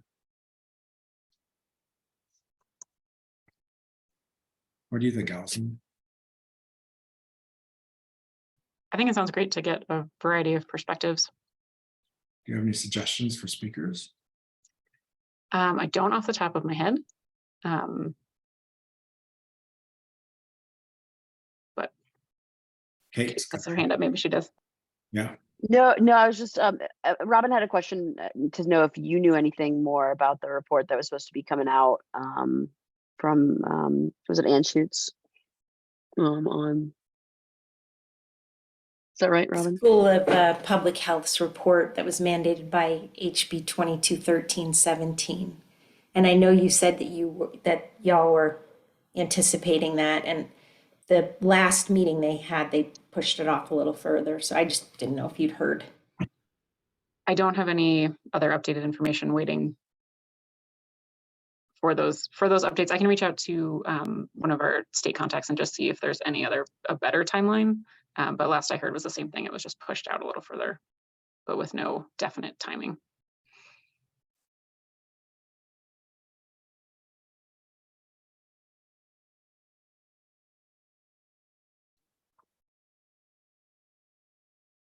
All right, so I'll just move then on to the second matter on agenda item 6 here, just regarding former member Malone. So I would motion that this board petition City Council to waive the rule BRC 275E, barring the participation of former officials or employees appearing before the CLAB for Alana Malone. I apologize. I was trying to capture that, Vice Chair Keegan. Would you mind repeating that? No, let me write this down so that I'm not winging Okay. it, which is what we're not supposed to be doing. I'm That's why I'm like, While he's writing that down, does Alana have the option of giving a thumbs up or a thumbs down in reactions? There's only a thumbs up. I don't see a thumbs down. I mean, she's offered it before, and so. I think you can safely assume that she's available. I have had some conversations with her, so I don't think that that's really necessary. Okay, all right. It's never good to make any assumptions.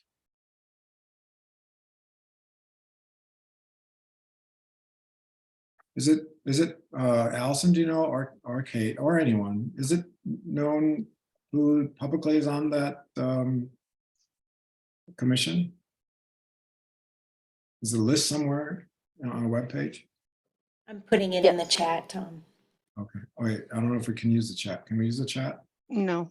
Kristen? Oh, Oops. sorry. Yeah, the It's- chat. The has public been- can't see the chat.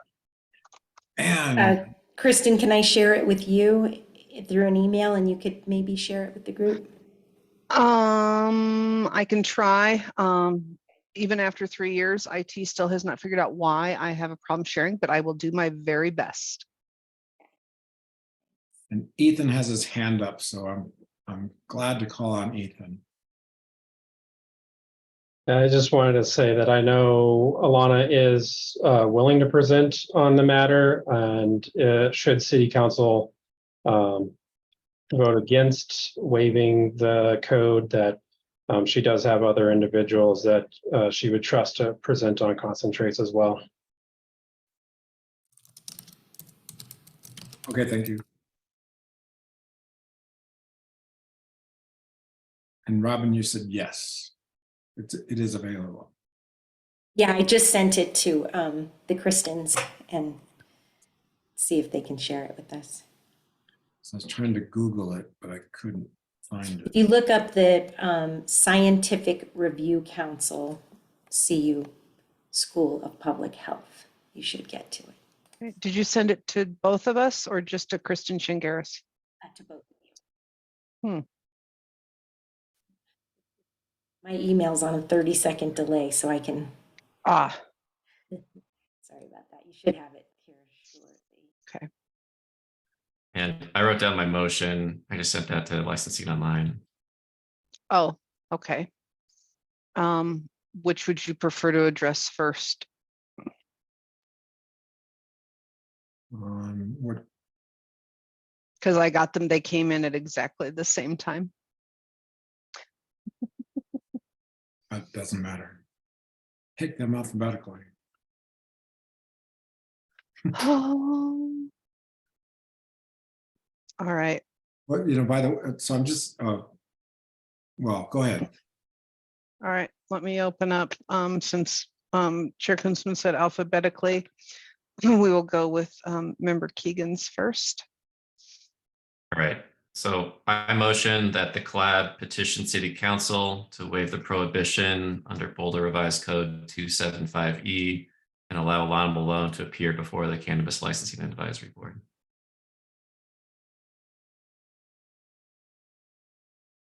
I second that. And I apologize, when I'm sharing, I can't see who seconded. Oh, that was Evan. Member Anderson, thank you. Do you need to put any timelines on that? Is that a question for me, Tom? Yeah. Like, The statute just reads as a 12-month prohibition, so I would say so not really. we're just asking that prohibition to be waived. So. Okay.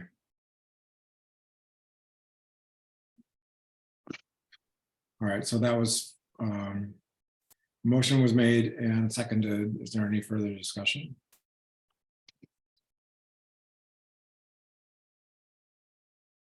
I'll just ask, is there any opposition to that?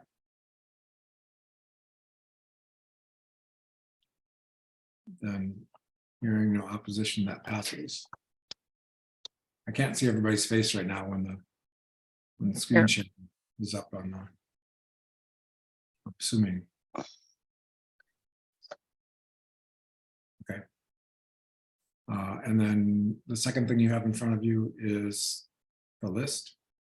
Yes, that's popping up right now.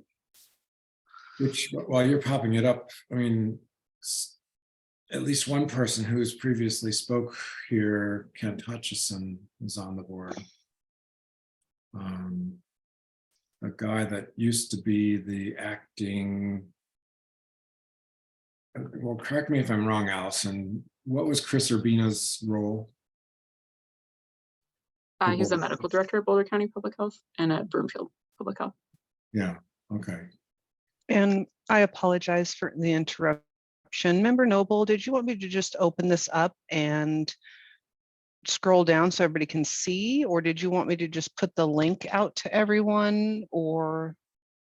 Well, Chair Kunzman's walking through it now. I don't know if you want it on the screen, Chair, or if you're just thinking about different folks there. Allison, do you have you looked at, did you Google? Have you Once seen- Robin said she did, I stopped my Googling because she found it first. Okay, I mean, several of the names I know. I can definitely share it and just scroll through slowly so everybody has a chance to look at the names. Yeah, that's probably a good idea. Thank you. Mm-hmm.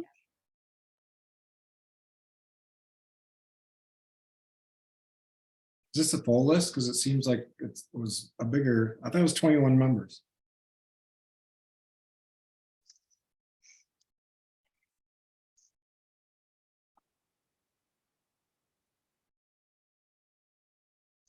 Please let me know if I'm going too fast. Well, we can look at each one of them. The first one seems rather interesting. I've heard the name David Brumbaugh, but I don't know. He's probably a high-powered person, being the chief medical officer at Children's. For clarity, are we looking for people to come speak about Yeah, this, or yeah. what is the purpose of this? 2 other speakers, yeah. Well, let me just say that I think Tom wanted to look at the list to see who might be a good speaker, but I would caution that we should wait until their report is published, because I just don't think that anybody's going to be able to, speak on it until, we should wait until the report comes out, would be my feeling. And then I have a feeling, having listened to some of these conversations and meetings, the ones that have been public, is there is going to be, some messaging that comes out of this, some formal messaging, and they probably will offer up opportunities to have a presentation, would be my thought. So I don't know that we need to just cherry pick one speaker or so, but, let's provide the link to people so you can peruse it and just have it in mind, would be my suggestion. Okay, we can provide the link in the next reading packet, definitely. Well, they can also, I mean, if we're waiting for them to produce the report, we've been waiting a few months already, and it could be a few more, or 4 or 5 more, who knows? Could be a while. We've already heard from Kent once before. Allison, do you think we might have heard from Chris Urbina at some point in time? I seem to think he was a speaker at one point in time with or for us, even a 3-minute public comment speaker. Maybe a public comment. I don't think a presentation. No, I'm not thinking it probably was a presentation, but I'm thinking you might have gone on the very first large public comment moments about hospitality. I'm not sure. Okay, so currently I'm on medical toxicologist, moving on to a neurologist. I mean, so Robin, I'm feeling if we, so it's going to take at least a month to get approval for Alana to speak. Is that roughly? That's roughly correct. I mean, it's got to go in front of a business council meeting, and the next one wouldn't be until April 20th. So that's the earliest that it could happen. Mm-hmm.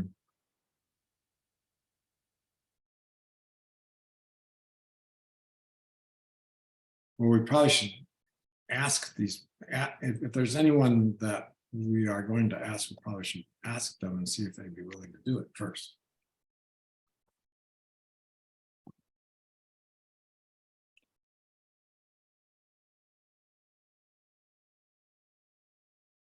Sandra, I have a question.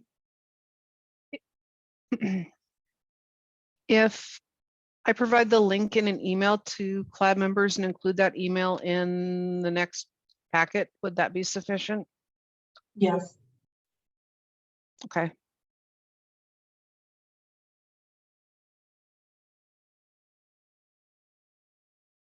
So I can do that. I can email this link to you all. Right. I just want to make sure Kristen has the information she needs. Sandra.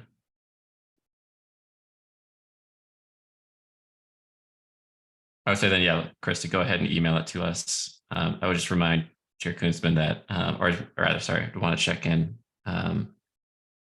with Kristen, business manager, if we're ready to look at that document yet. I'm ready whenever you are. Okay. Well, before we switch gears, again, to reiterate, I would advocate for like Alana, Kent, and maybe Chris Urbina, who has Boulder experience. And I mean, he's a pretty reasonable guy and probably is quite knowledgeable about the topic.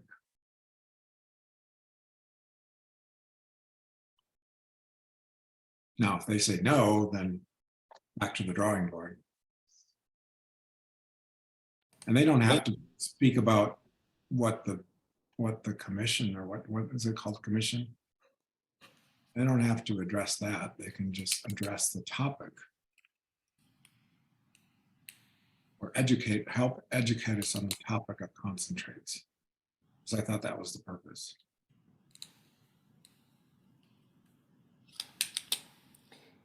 Am I right about that?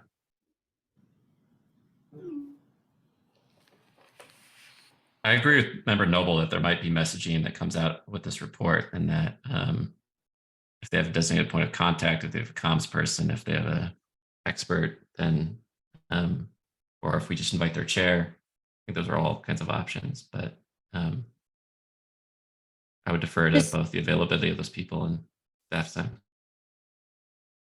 Yeah, and I'm sorry I interrupted you, Brian, but I was just going to say they're just not going to share a lot of the substance of the report until it's widely distributed. So, and that's when we want to have an opportunity to talk to them about what the conclusions were that they've drawn, because those will have policy implications that even the state legislature will be curious about. And so that will be kind of an inflection point for our board if we are going to look at concentrates and if we are going to take some sort of meaningful action in terms of policy locally.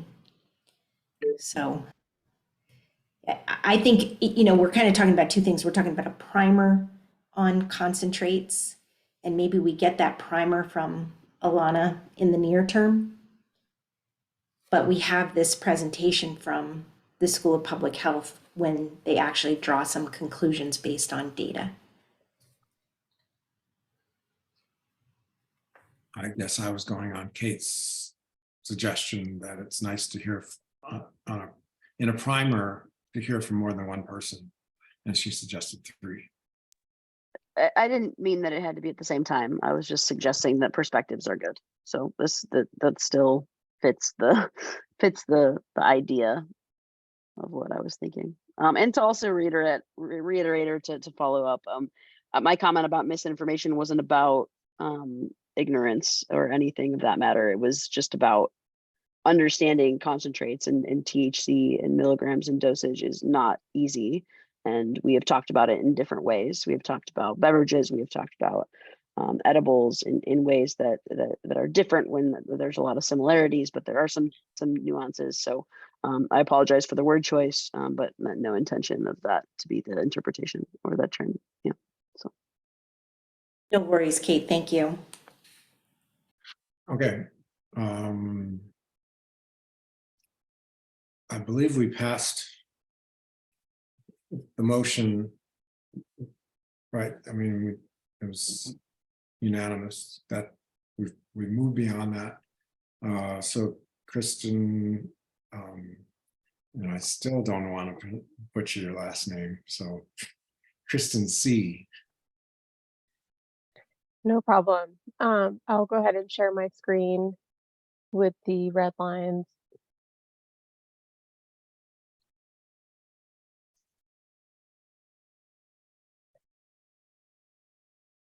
So I did not make any changes to the first paragraph per the discussion so far, and then following that are the red lines from Robin, and those are the only changes I've made so far.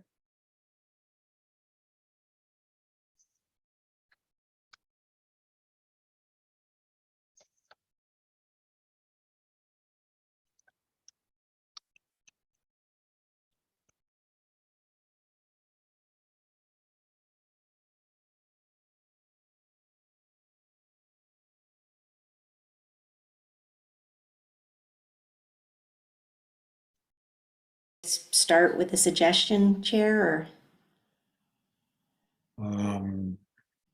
Tell me more what you mean. Well, I guess I would go back to something Kate said, which was in the 4th line of the 2nd paragraph, that we don't divide out the stakeholders in, a for and against sort of thing. So maybe the line reads, CLAB heard from stakeholders, including cannabis businesses, industry lobbyists, public health stakeholders, comma, or just public health, law enforcement, and parents, blah, blah, bloody blah. So in other words, you would strike the first and. Perfect. And then the second phrase, it would, you got it.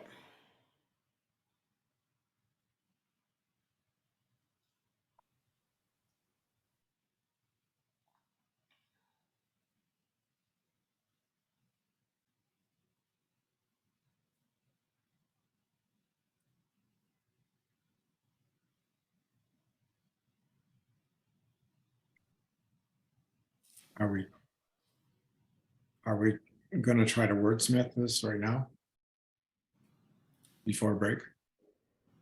I'd like to, yeah, get this ready to go. So move on to other business. Okay. I still don't think it's accurate to say, I don't think it's necessary and or accurate to say what the vote was.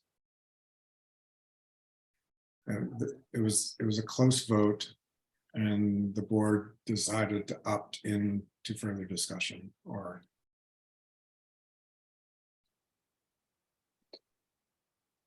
If I may, I think it could say the CLAB voted to opt in to, what's the language? Recreational marijuana establishments. Hospitality, what's the, but we could just say that, Hospitality. and then you get rid of the number. And because we did vote to opt in to retail hospitality and sales. Retail marijuana hospitality and sales businesses specifically.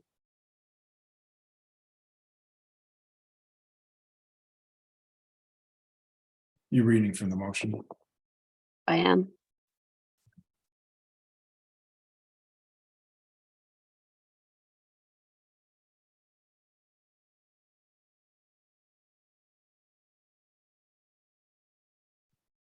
I'd still like to say that that vote was divided.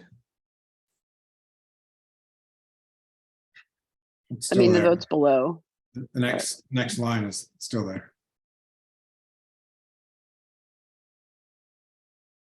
Well, but it's two separate sentences. So that second sentence is not necessarily inclusive of the vote to opt in.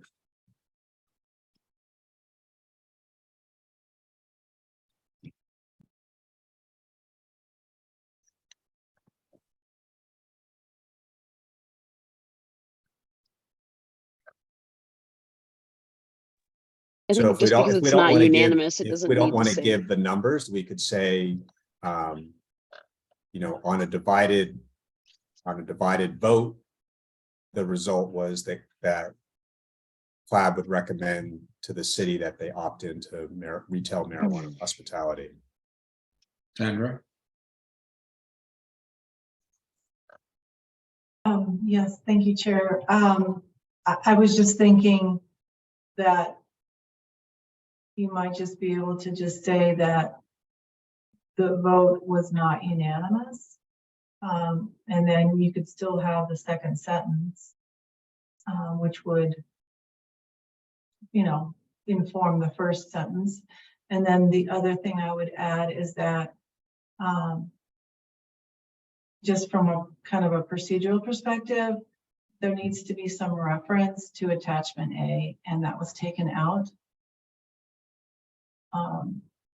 That's, yeah. You could Probably say should this be- vote and other votes are represented in Appendix A or in Attachment A. And still say it in the third paragraph as well. Yeah, that it should say that. Yeah.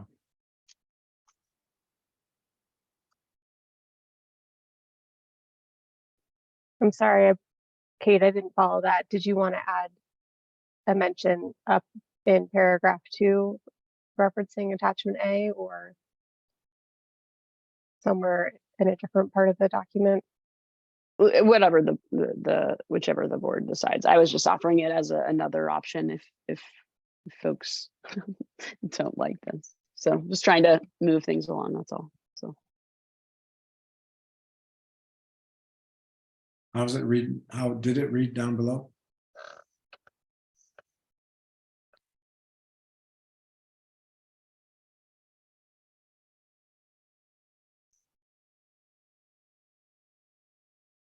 I think the suggestion that Kate perhaps was making was that Sandra mentioned we need to reference attachment A. So I think in sorry,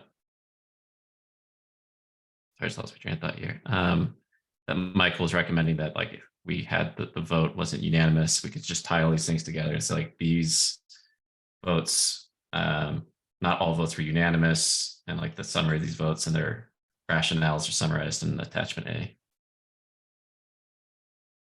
So like CLAB was divided on several matters.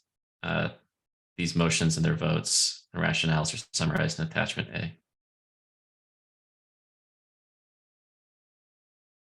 Got that, Kristen? Am I adding it to the right spot, Brian? This works for me. We're voice controlling your line editing.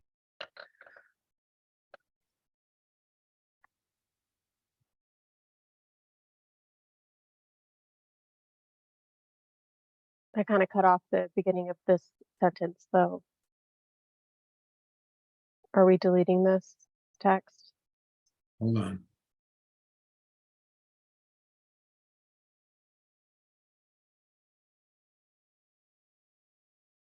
Michael? I think you could still say, sorry. Oh, I mean, I'm fine with Sandra's recommended change that you have the separate sentence, the vote was not unanimous.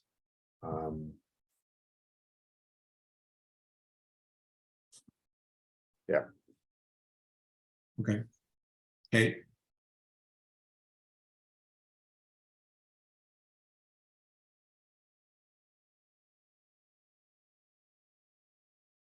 Did you want to say something, Kate? Nope. Okay. And Sandra, you put your hand down. I'm good with either keeping the sentence or removing what she has highlighted right now. I'm just Removing. Yeah, we can strike the sentence. It's highlighted. Okay. Can you scroll down now a little bit?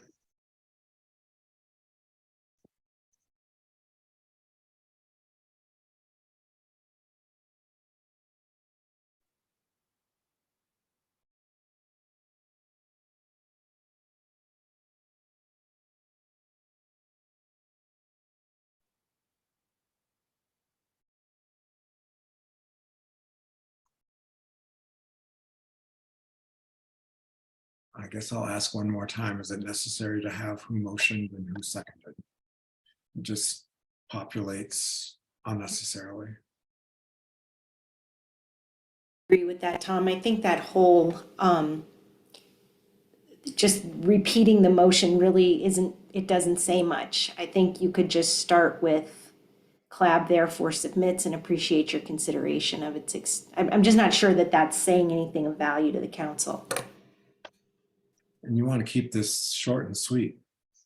I mean, it did include the actual language of the motion, which talked about advancing into ordinance for implementation, prioritizing this in city councils and city staff's work plans, which was part of the motion. So I think I understand staff wanting to reflect what we said, since the entire attachment A is us telling everyone exactly what we were thinking about each part of it. So I think that I do think I would not remove that whole thing. I guess is my point. I think the motion is important to say CLAB agrees to submit its recommendation based on the following motion. I don't think it needs to say member Malone motioned and Keegan seconded, but it could include that motion language.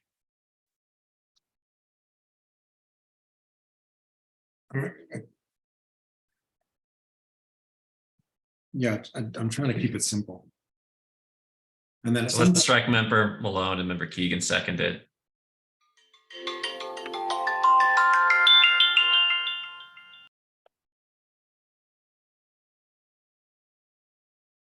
in the form recommend agree to submit its recommendations. my question still stands for this third paragraph has just procedural language about governed by city laws and additional recommendations. Does this need to be included as a matter of procedure or clarity or consistency? Or was there an intent or rationale for striking that? I don't think it's necessary from a procedural perspective. Yeah. I don't know the intent behind striking it though. It gets a little redundant. That was my intent in the original draft, was just that, you know, we covered off on these things, didn't necessarily need to come back and cover off again.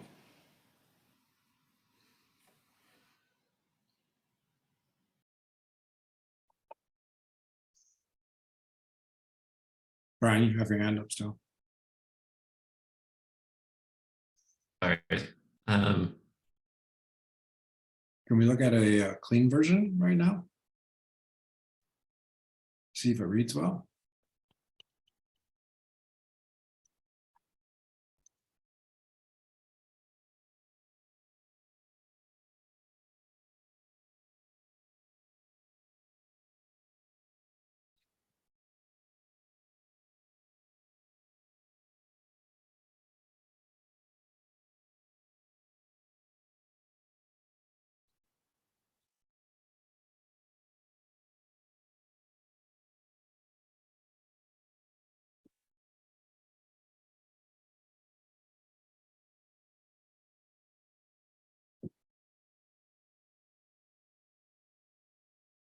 Does anybody have any comments about those first two paragraphs?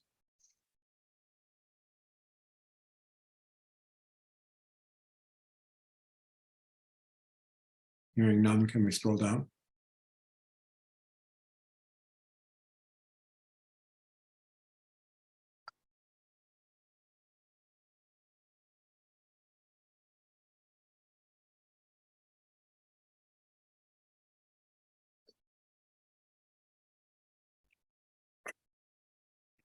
I'm not opposed to what it says in next steps, but is that necessary? Do they probably know what the process is?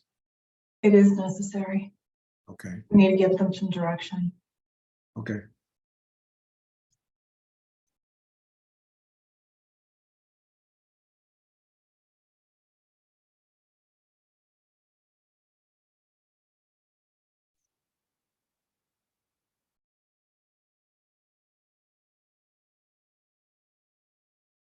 Chris, can you scroll up just a little bit so I can see the bottom of the last? Yeah, the last. Yeah, that's good. Thank you.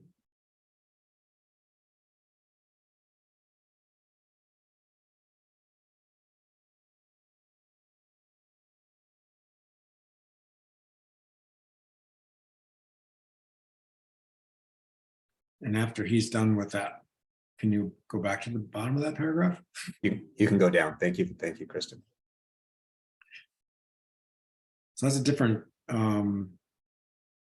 terminology than above. Opting into marijuana social consumption, I mean, people also do that in their own homes. The terminology you gave earlier, Kate, is not this.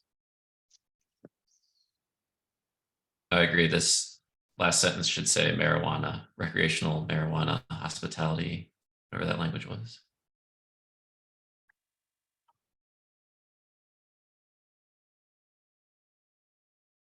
Retail marijuana, yeah.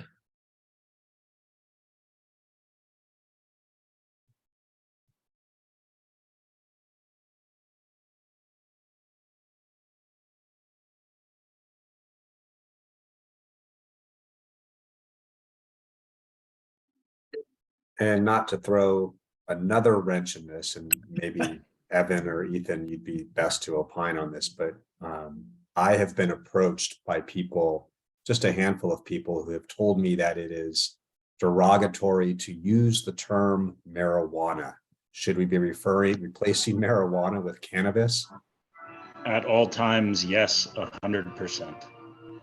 That would be very much appreciated. I agree with that as well. I'd love to hear more about that when the time is right.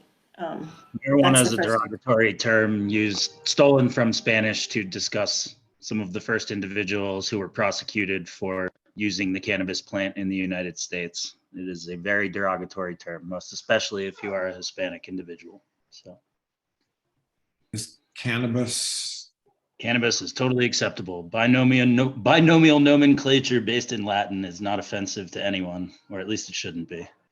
is cannabis inclusive enough to, I'm not suggesting marijuana, Yes. Cannabis is the term, nothing else appropriate, period. so that includes hemp, CBD, THC. Hemp is a generalized term. It is not referring to anything. It is hemp. Hemp simply has a legal definition of cannabis sativa under 0.3% by dry mass. Okay. The term is cannabis. Okay. So we should probably, let's be appropriate. I'd like Sandra to weigh in on that, just because if we're changing the terminology, it isn't exactly what was voted on. And also, the term marijuana is what's used in our Boulder Revised Code. I'm not defending it. I'm just saying on a technical level, that's the way that this is defined. So I'd like Sandra to weigh in on that if she could. Thanks, Kristen. I also don't have any objection to the term of cannabis. However, I do think it may create some confusion for council members who aren't as well versed in this area, and there might be a better opportunity to share that knowledge in another format. Yeah, but it's right there. It's right there in our name. I understand that, but our code is called the marijuana code. And this would be part of the marijuana code. So, I mean, it's up to this board, however you want to move forward with that. If you want to change the name and provide an explanation, but just doing that on its own, to me, it seems like it would create some confusion. I saw Kate first, but Kate, did you withdrew your hand? I mean, in terms of, I was just going to say that in terms of how we deal with it on kind of the compliance law side of it, is that if we're talking about retail marijuana, hospitality, and sales businesses, like that is the term used by the state. So I do think that using that term, which is defined, is important, because there's a reference there if they were to look that up.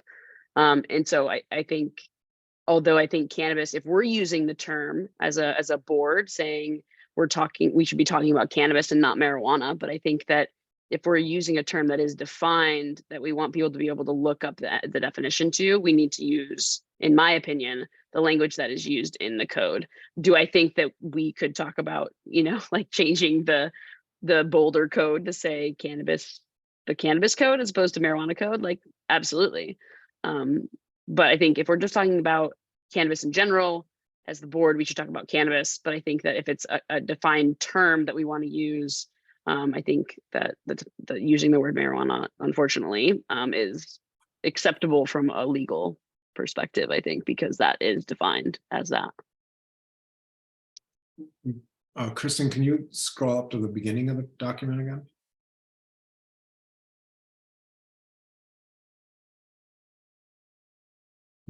Okay. Brian? Kate already captured what I wanted to say. I think that, just to reiterate, that we should use the legal language the state has already defined, should sort of be compliant with the code as it's already written down. And in both of those instances, it uses the term marijuana, which is a problematic term, but I think that is a fight for another day. And I would welcome this board undertaking efforts to strip the term from our legal code. But again, for the purposes of this memo's executive summary, I think we should keep it at marijuana. Okay, any others?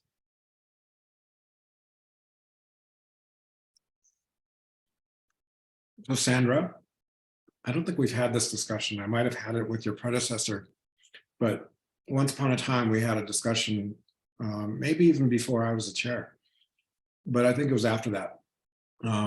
Many boards and commissions do not encourage or do not expect the chairperson to make motions.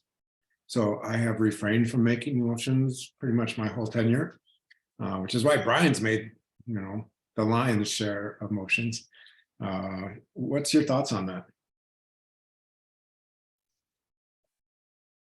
I'm looking at Robert's Rules of Orders, different websites, and they go all over the place.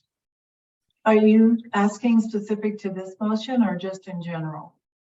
In general, with respect to city business. Okay, well, in general, you're right that I think most boards and commissions chairs don't make the motions.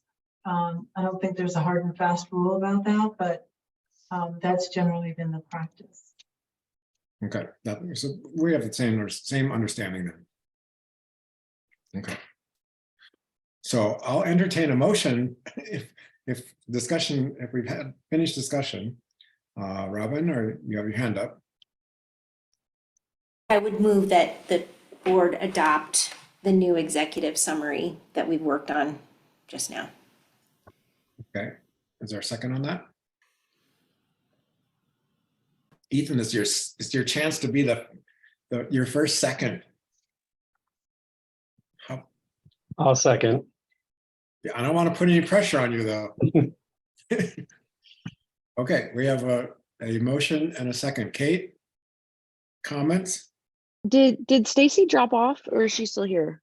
Oh, I can't tell because I can only see so many pictures at one time. I only asked because she was, at the beginning of this. I just want to make sure that I No. didn't. There she is. I see her. I'm still Okay. here. Okay. I just wanted to. I mean, now we're in discussion. I think I just wanted to make sure, the things that you were thinking about. I know yours was procedural as well as. It was mostly, mostly procedural. Like I wasn't sure if we could just do this or needed to vote. Like we've already kind of gone over all that. That was my biggest question. And then I think that we're sitting here all kind of contributing addresses the other areas of concern versus somebody taking it home and doing it themselves. So, so far I'm on the same page. I didn't really have any issues with that second paragraph. My question with that third one was more along the same lines as everyone's already been questioning, which is like, well, what do we really need to have there versus not? Did we edit out things that we needed and why? And other than that, I don't really have any semantic concerns as much as wanting to make sure everybody feels the same. Like if Robin was worried that the language was portraying something other than objective viewpoint, I think it's important we hear from anybody like that who has those concerns. So it sounds like we're pretty good in that regard, especially doing this together.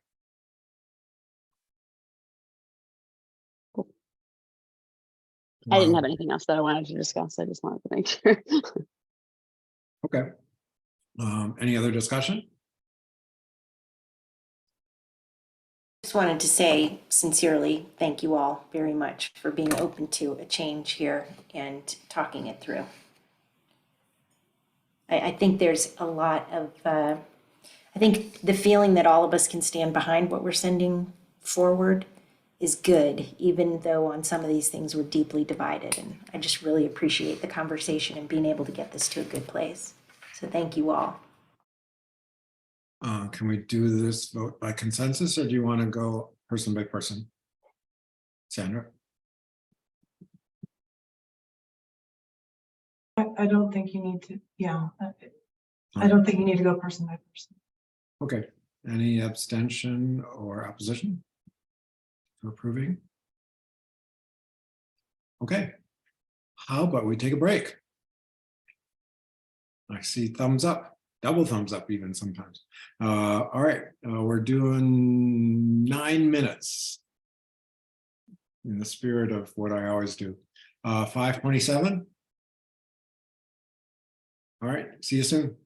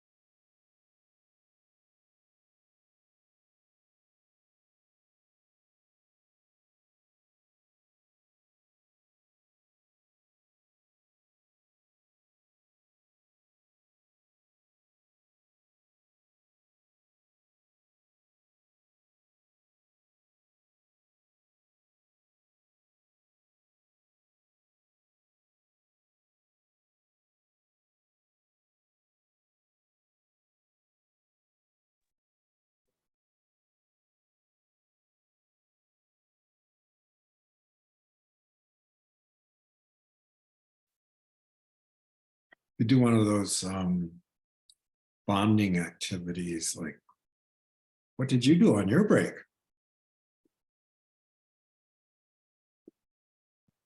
Just kidding. Although I went to Toronto. you went on to Toronto during your break? Wow, that's cool. I Yeah. think Tom meant the 9-minute break. Not during your 9-minute break. Yeah. I just spent a It was bunch much more exciting to talk about my most recent break. So Toronto's a nice place. Did you have fun? I did. One of the benefits of moving back to Michigan is that you're close to Canada and Canadian travels. Yeah. Right across the border is Windsor. Is it? I can't remember.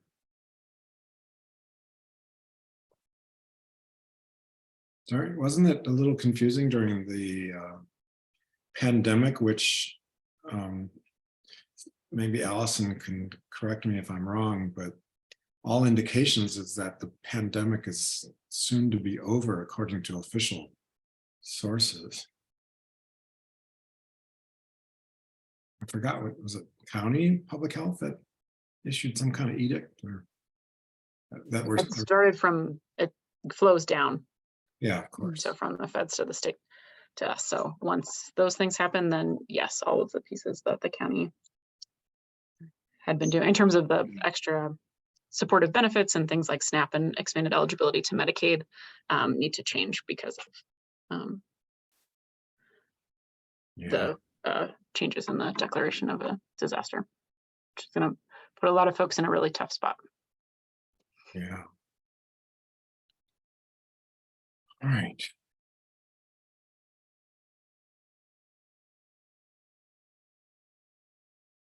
So did we pretty much finish this item number 5, discussion regarding concentrates? What'd you say? I did have one more suggestion. It's really small. Would you mind? No. Okay, the only other suggestion I had was I wondered if you could put a small amount of spacing in between the bullet points in the discussion. Just 3 points, I think would make it a little easier for the council to read. The way it is right now, where it's just single spaced, and I know this will make the document slightly longer, but I do think it will be easier to read. And you can take or leave that suggestion. I mean, like 1.5 lines, like, or 2? Yeah, either like a 6 point or 1.5 lines. It's measured differently by different word processing things, but just a modicum of air in between the bullet points, I think would make the document much more readable. Would that allow them to read between the lines better? Or just write between the lines? I think it would help them to see what it is we are doing with those bullet points, because otherwise you could face a page like that as a reader and just think you've got to read chapters and chapters in books versus snippets, which is what we've provided, but they have to present that way. And you're just talking about the executive summary. No, I'm talking about the comments that are bullet pointed in the document. So, yeah, exactly right, whoever's pulled that up. So between, for instance, support member Green and the next person who comments, it could just be a modicum of space there, whether it's a 6 point, 12 point, 1.5 line, something like that is terrific, I think. See what they just did? Yeah. Kristen did that. Is anyone opposed to that?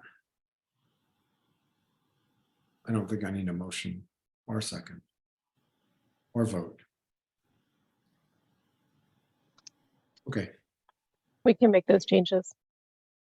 thank you. Do you want to have the executive summary, like? No, okay, all right, just checking. Okay, so back to my question on number 5. Have we finished for now? Discussion regarding concentrates. Kate? My question was just in reference to the waiver for Alana to present. Is that something that we have to? Is that something that staff will just do at the April 20th meeting and request that, or what's the process for the waiver request? Yes, I can answer that. Thank you for the question, Kate.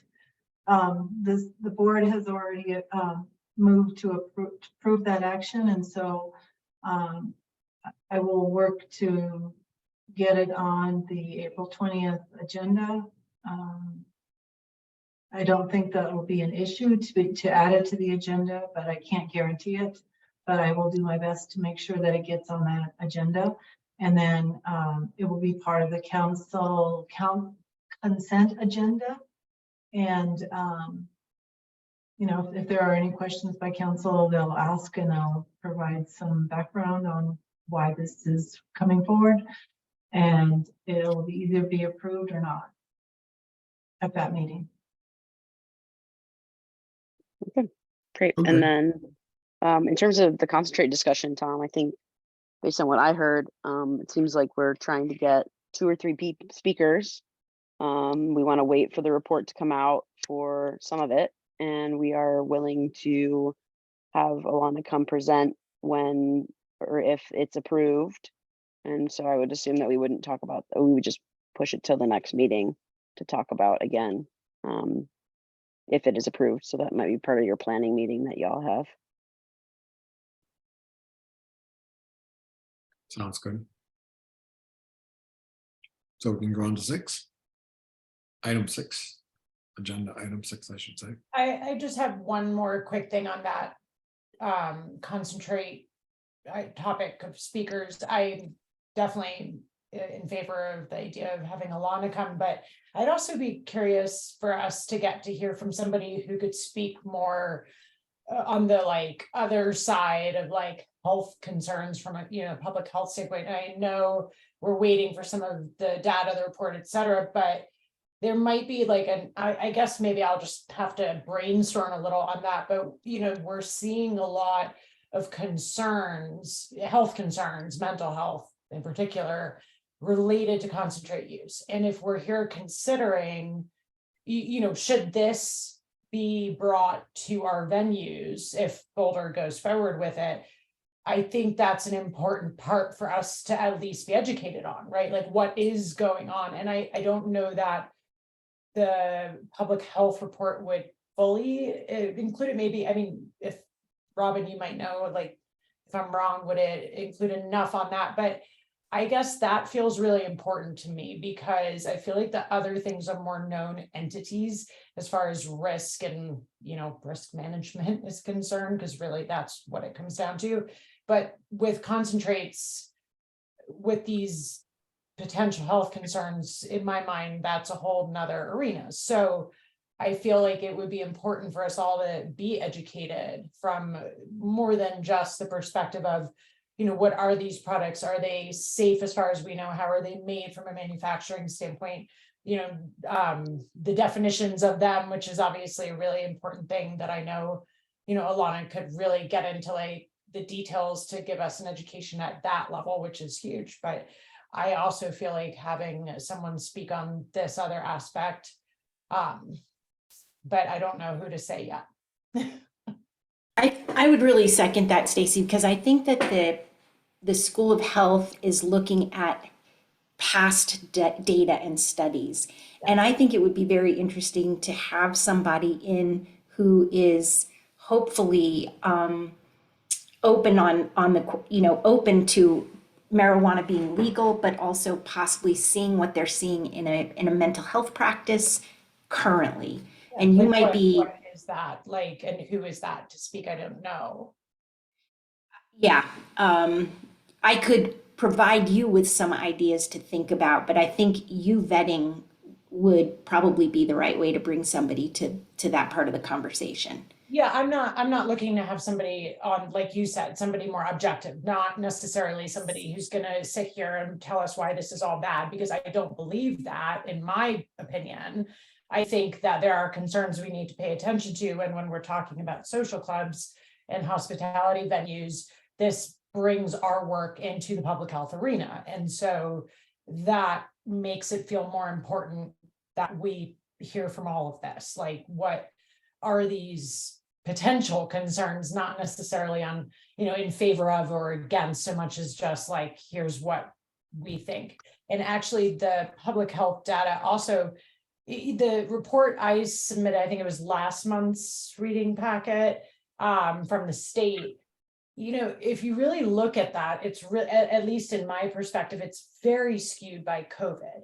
And yet one thing that still seems to, like, even with, let's say COVID did confound the data that we're seeing, it still appears that the concentrate question is maybe the most important public health trend in cannabis that we're seeing.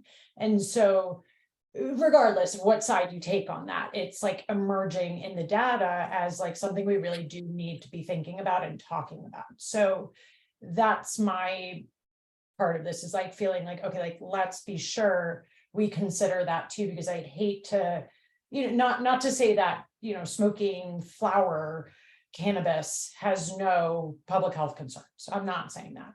However, there's additional unknown and potentially more significant concerns that maybe are trending.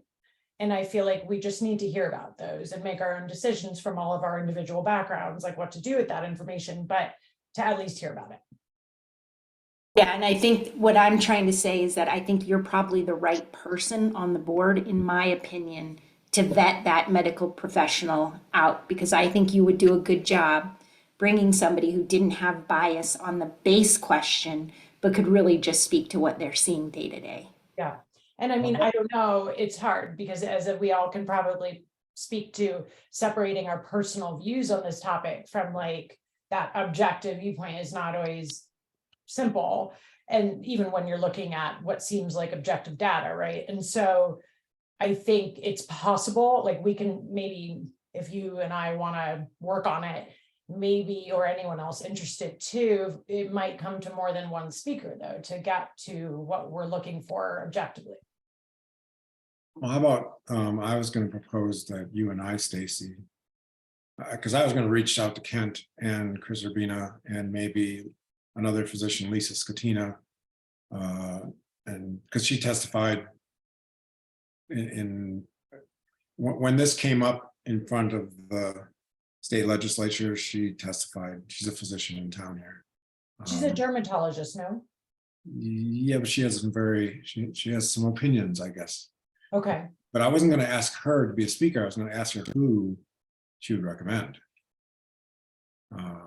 Yeah, I think that it would be great if it was somebody local, but it doesn't have to be because we're on Zoom anyway, right? Yeah. Well, I could ask all three who they might. Yeah, I mean, I think some, from some of what I've seen, there's a lot of interesting work coming out of other parts of the country too, now that there's more traction with cannabis laws elsewhere besides Colorado. So, I think we can search more comprehensively if we want, if we've already heard from people that in our circle here in Colorado. Yeah, well, we can cast a net. And then if Robin, or if everyone's okay, then maybe Stacy and I can work on that. That sounds good.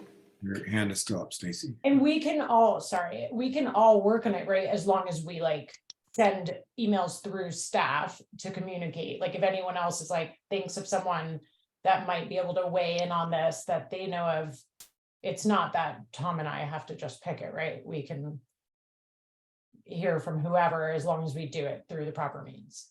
Yes, of course. I have some concerns about that. I don't want to run into any open meeting law problems. And so I really recommend that you all work either independently or in groups of two, but not do the email string, because that can quickly take the wrong road. So sorry, not trying to be difficult, but. Well, so if other members have ideas for speakers on this particular area, can they send those to staff to be shared? Yeah, they can submit them to staff. Two of us can work together. Thank you. Yeah, Thanks. no, of course. Okay. Now moving on to number 6. Okay. Who's going to tee this off? I don't have a This list. Kristen on the quasi judicial responsibilities. Unless Sandra, you have your hand up. That was from before. Aha. Well, Alrighty. Great. Well, good evening, everyone. We are presenting today an introduction to quasi-judicial licensing duties for the Cannabis Licensing and Advisory Board.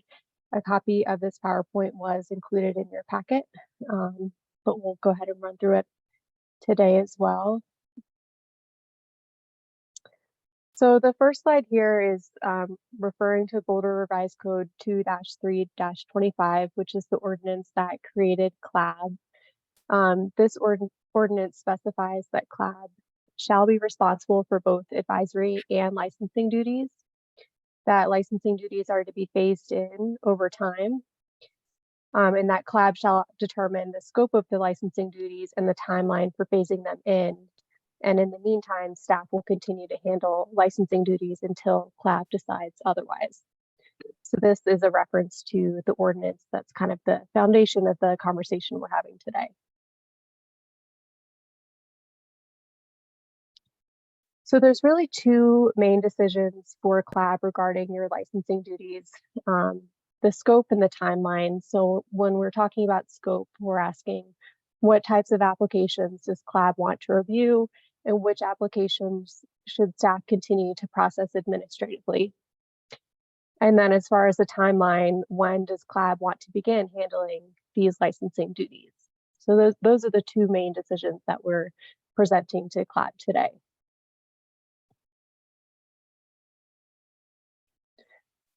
So you might be wondering, what are the licensing duties that we're referring to? And just generally speaking, we're talking about reviewing cannabis license applications and determining whether or not to issue a license. So we provided an overview of the types of license applications that we process here at the City of Boulder. This includes new applications, renewals, license transfers, and maintenance applications. And when we use the term maintenance applications, that's kind of a catch-all for any changes to existing licenses, which can include ownership changes, modifications, name changes, things of that nature. So these are the types of license applications that we process.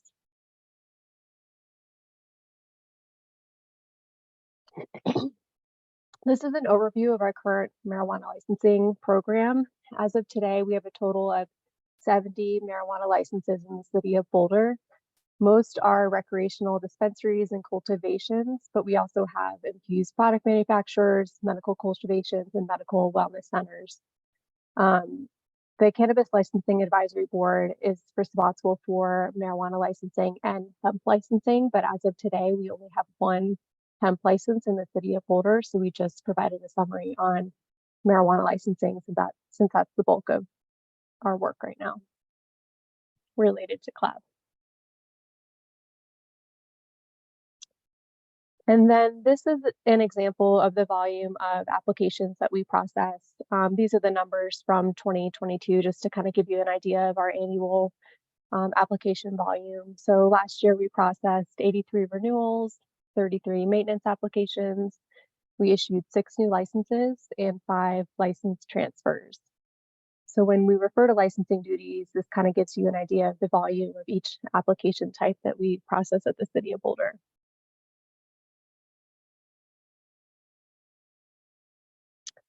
We wanted to share some information related to the Beverage Licensing Authority that might help guide you in your decision.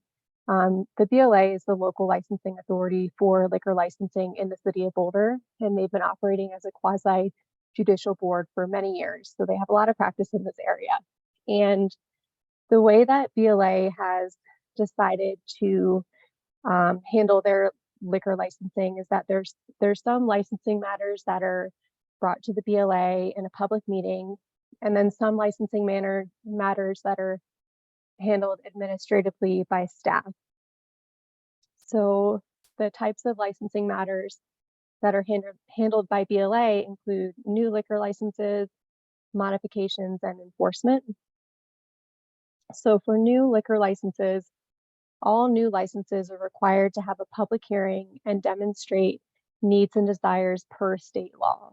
So that's a requirement for liquor licensing under the state laws. And that's not currently a requirement for marijuana licenses in Colorado, but it is something that local jurisdictions may require if we choose to. And then BLA also sets the boundaries for the needs and desires petitioning in their meetings. And then they hold the public hearing for all new licenses in the city of Boulder. And it's a similar process for modifications where they set the boundaries in a public hearing and then actually hold a hearing on the application. Excuse me. BLA also handles all enforcement matters for liquor licensing. They determine whether a violation has occurred and assess any penalties as needed. And this is one thing that is different between CLAB and BLA because the ordinance that created CLAB, which I referenced earlier, specifically excludes enforcement from the licensing duties for CLAB. So if that's something that CLAB were to take on, it would require a code change, but it is something that BLA is currently handling. So these are all of the licensing duties that BLA handles. And then these are the licensing duties that BLA has delegated to staff. So the BLA has delegated to staff license transfers, maintenance applications, and renewals. So all of these applications are currently processed administratively by staff without a public hearing. And there are some exceptions to that rule. For example, late filed renewal applications may go to a BLA hearing depending on how frequently the applicant has filed a late application. And then the BLA also makes any decisions related to good moral character. So for example, when we're running background checks on applicants, if it comes back with a criminal history that may preclude them from being able to hold a license, then the BLA reviews the background check results to determine whether the applicant is of good moral character, and staff does not make those types of decisions.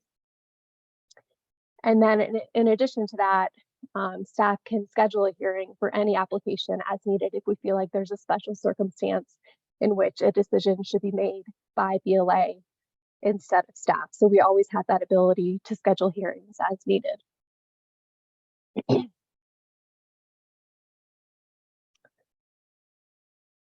So if CLAB does decide to phase in the licensing duties, it's likely going to change the format of your meeting. So we wanted to provide an example of what BLA meetings look like, just to kind of give you an idea of the time commitments for these public hearings. So an average BLA hearing typically includes about 3 to 5 agenda items and runs for about 4 to 5 hours. Sometimes they can run late if you have a really contentious hearing, but that's kind of the average timeline. For new license applications, the boundary setting takes about 15 minutes, maybe less. And then the public hearing itself lasts about an hour on average. It can really vary depending on the application, but that's kind of an average. And then the hearings for modifications or renewals are a little bit shorter. Those typically last about 30 minutes for each agenda item.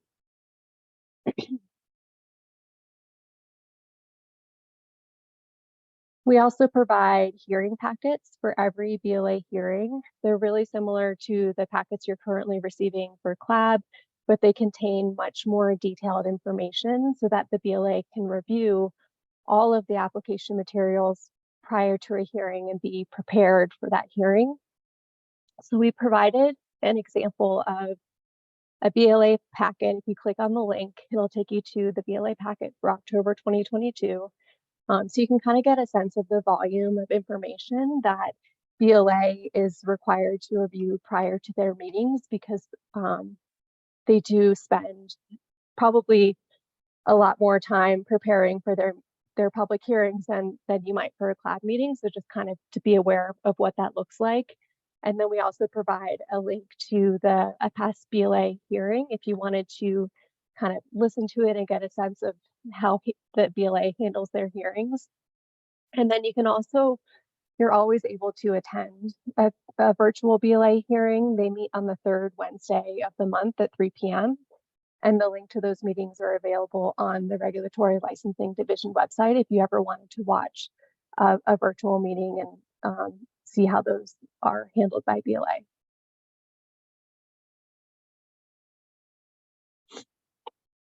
So we just wanted to provide a suggestion on the timeline to phase in the licensing duties. Our suggestion would be to phase in these duties gradually over time. We would recommend beginning with new license applications and then checking in after 6 months or a certain amount of time to decide whether to add more licensing duties and what other applications you might want to review. It can be renewals, transfers, maintenance, etc. So just a recommendation from staff, and it's up to CLAB to kind of make that decision. So the next steps for CLAB, now that you have kind of a quick overview of the licensing program and examples of quasi-judicial licensing duties, the next steps are to determine the scope and the timeline. So again, what types of applications does CLAB want to review? Which applications should be handled by staff? And what's your ideal timeline for phasing in these licensing duties?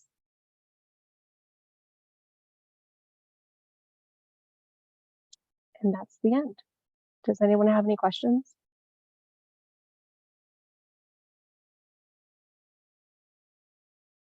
Is that your screensaver? Sorry, that was my wallpaper. Nice. I like that. Thank you. It's a beautiful photo. Thanks, Kristen. Questions?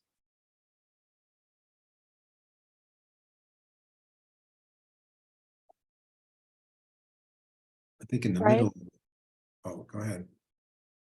Yeah, so thank you for that presentation, Kristen. I was wondering, like, on these hearings, with these, would there be a need to schedule hearings above and beyond our current monthly frequency? Or, yeah, could you just say a little bit more, or would we have just a 1 month meeting? Would that meet the regulatory needs of your office? Or would we be looking at more meetings in a month? That's my question. That depends a lot on the scope of licensing duties that you'd like to take on. So for example, if you looked at the application volume for 2022, we issued 6 new marijuana licenses.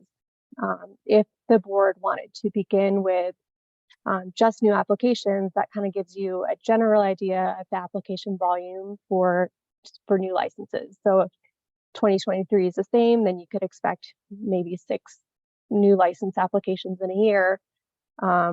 If that was the case, we could probably fit those into your regular meetings. If you wanted to take on more responsibilities, then it would just depend on, how many types of applications you want to review, and then we would kind of go from there as far as scheduling. So really, I'm sorry, that's not a clear answer. It really just depends on the scope of duties that you'd like to take on. Sure, of course. Yeah, I just want to point out for the board that I just clicked through the BLA October 19, 2022 packet. It's 193 pages. So this is a considerable change in our reading packet volume as well. So. Kate. Or Kate, you had your hand up.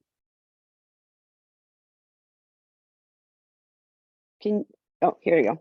Sorry, I thought I hit the button, but I hit the wrong one. Yeah, so my question's about the hearings as well, just in terms of, since public hearings aren't required for, like, needs and desire hearings aren't required for marijuana businesses at this point, unless that's changed. I know that we added it for hospitality, if that goes through. But what would that look like then for our board in terms of a hearing? Like, you know what I mean? I think I'm trying to understand what, because it will be different if there's I mean, yeah, will there be a public hearing similarly?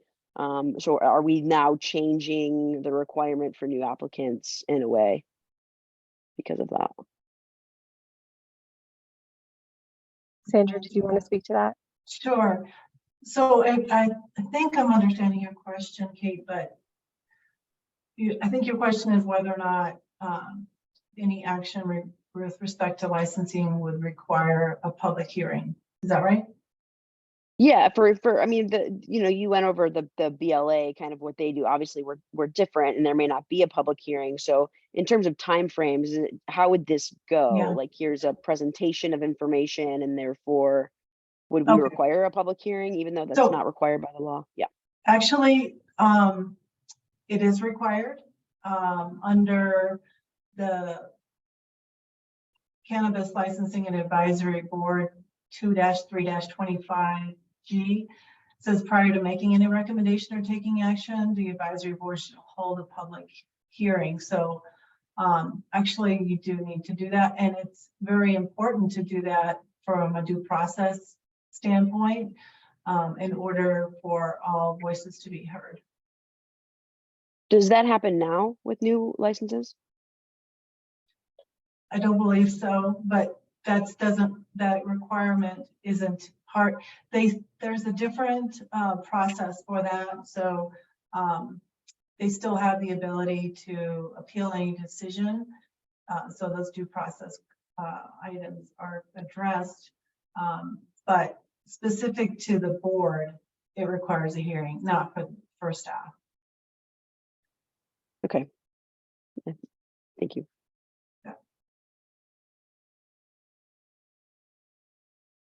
Other questions?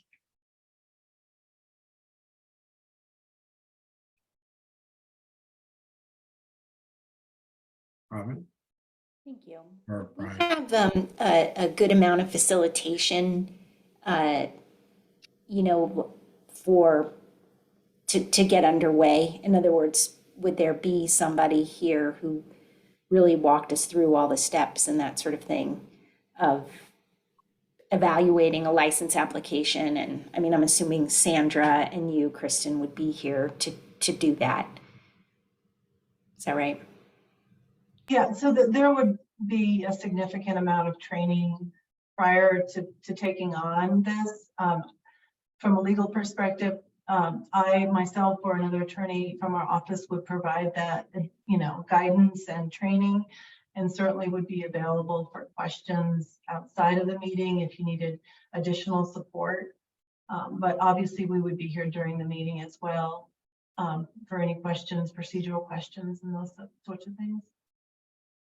Members take on any sort of personal liability for decisions they make on those sorts of licensing decisions. And I can't really envision any certain scenarios, but I just wondered if like a BLA person has ever been sued based on a vote. So the BLA, there have been challenges to BLA decisions. I don't recall if specific BLA members were named in the lawsuit or if it was just the whole board.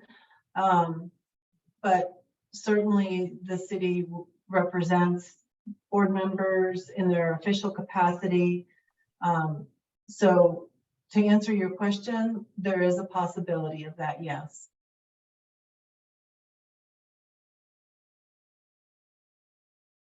Brian, you had a question before, did you? No, I was just echoing what Member Noble had already asked, that like I would want my hand held. I want to see how Kristen reads an application and how we should read an application and things like that. What is the alcohol licensing board doing with respect to coming back to real meetings, and how would that dovetail if we went back to real meetings, which is not decided, but So BLA has not made a decision yet on how they'd like to proceed with meeting in person again or transitioning to hybrid or keeping their meetings virtual. So their plan was to wait. They have one vacancy on their board right now, and their plan was to wait until that vacancy was filled and they onboarded a new member and then made that decision as a group.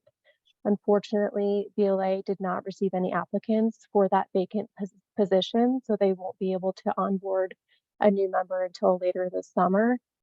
So we'll be having that conversation with them at their next meeting if they want to make a decision with that vacancy or wait until they onboard a new member. So that's a long way of saying they haven't decided yet. Okay.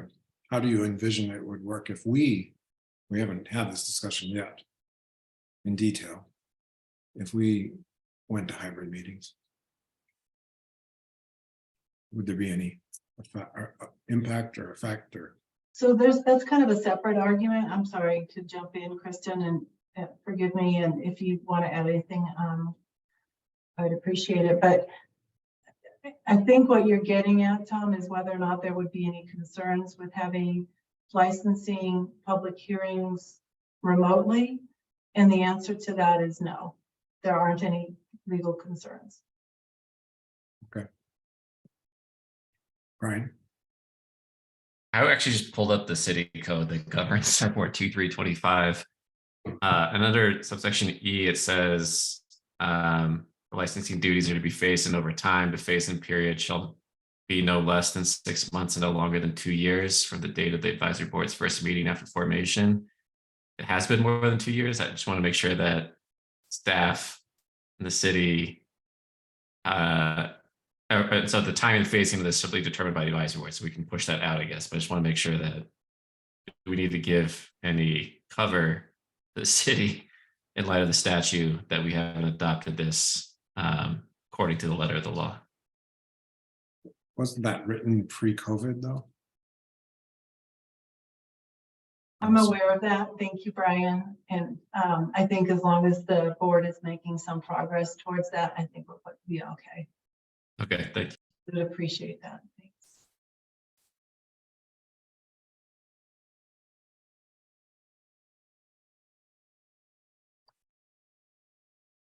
Okay. I have a another question that might be odd, and maybe you don't want to answer, but is for us doing some of these things, does this save you time or does it add more time to facilitate and to make it happen for us to do more things?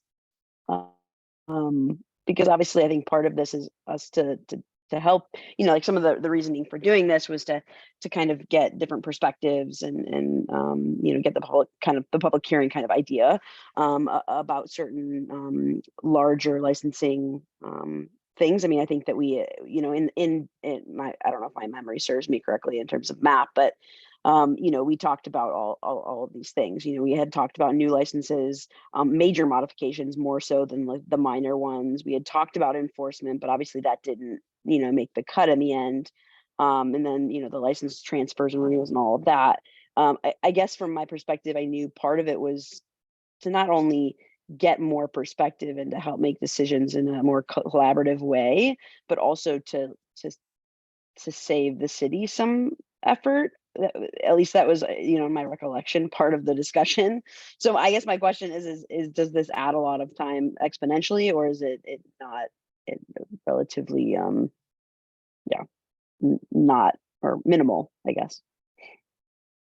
Yeah, that's a good question, Kate. So again, it really comes down to the scope of the licensing duties that CLAB takes on. But I can tell you, for staff, we have certain steps that we take between application intake and license issuance, and we will still be doing all of those steps. And then we will be adding more steps to prepare the packet and facilitate the public hearing and help kind of be a liaison with the applicant through the public process. So, so to answer your question, it doesn't cut down on our workload, but we're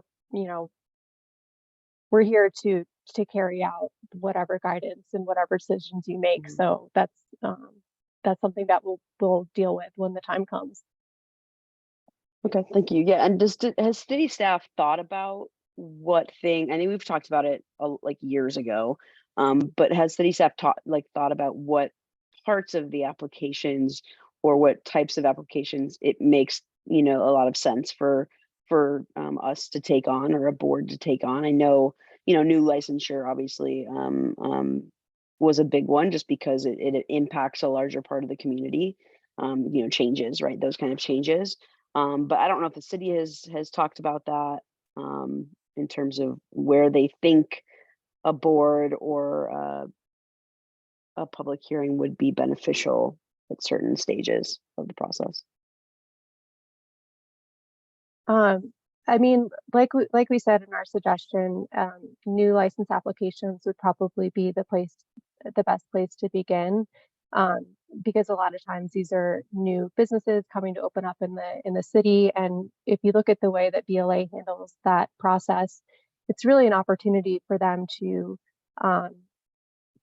not only review the application, but also provide some friendly like compliance reminders to licensees. Like there's some dialogue that occurs that I think benefits licensees that are new to the city of Boulder as to how to be successful when they're operating a business. So I think there's definitely a lot to be gained from public hearings for new applications.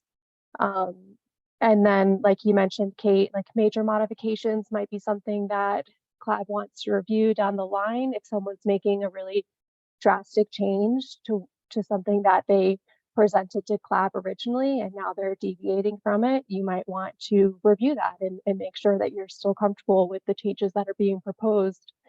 As far as renewals, I would say that's probably at the bottom of the priority list in staff's opinion, just because typically those are dealing with businesses that have been operating generally like very compliantly with no issues, and they're just renewing their license for another year, and that's not necessarily something that would benefit from an annual public hearing, and it would create a lot of extra work when you look at the volume of excuse me, the volume of renewals that we process. So so Kate, I don't know if that answers your question, but that's kind of like a breakdown of our recommendations. Yeah, that definitely helps. And also, I think that I want to also say it's totally possible for us to just take a piece of applications to if say we just wanted to see certain procedures or plans that we have interest in, because we've talked a lot about that in this board over the course of delivery and hospitality, talking about transportation plans or good neighbor plans and that kind of thing. Just wanted to is that possible for us to break it down into, or is it more of a collective review, this type of application? Kate, are you suggesting that you would only have public hearings on certain types of licenses instead of for example, hospitality only or something like that? Is it possible for us to just do public hearings on certain topics of an application as opposed to the entire application? I'll just jump in here and say that would be really problematic. Yeah. It's hard to piecemeal something like that. Okay. Yeah, that was just a question. Cool. Thanks.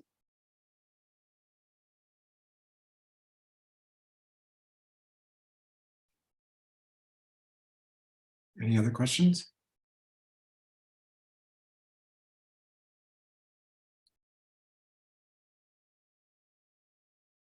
What's the next step, Kristen?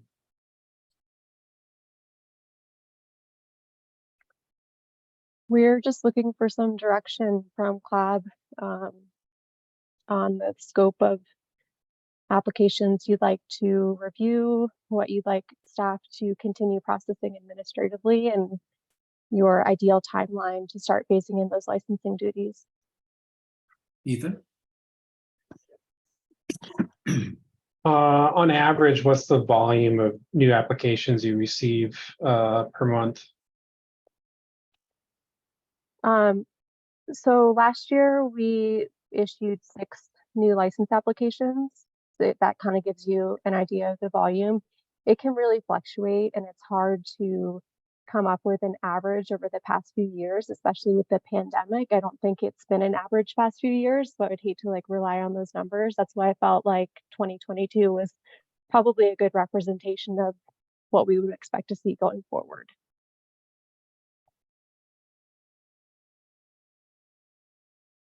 If we were to look at a recent past license application and maybe approval, how voluminous is the documentation? It depends on the applicant, but that's definitely something that we could prepare for the board to review to get a sense of what an application looks like. On the average, I guess. Then. I don't want to just make up a number. I'm sorry. I need to kind of run through them. I assume we're not talking about 1 page, but I hope we're not talking about 200 pages. They can be sometimes with really complex ownership structures. You do see really lengthy applications because applicants are required to disclose the ownership structure, all of the ownership documents, things like lease agreements can also be lengthy, and then disclosures related to like personal histories and financial disclosures can all add up to like a pretty long document. So before I call on Kate, I'd say, if you wanted us to embrace it with enthusiasm, then you show us an easy one. But Kate? I was just going to ask how, we had talked about obviously being there being more training right before this would happen. And then obviously thinking about going into summer months and people not necessarily being present. And so I'm just, thinking about timeframes and also kind of just trying to move the discussion forward too, in terms of how everybody feels about all of this. I don't know if everybody wants to give their opinions of how they feel about this licensing part and when they're, when they would want to get started. Yeah, I just think that there's how long or how many meetings do you foresee us needing to like 3 or 4 meetings to kind of go over applications. Let's say, okay, let's hypothetically say we're just doing new licenses because we just want to bite off something small and something that we can handle. So say we do new licenses, what would that training and preparation part look like? What would be the earliest time frame that we could take one?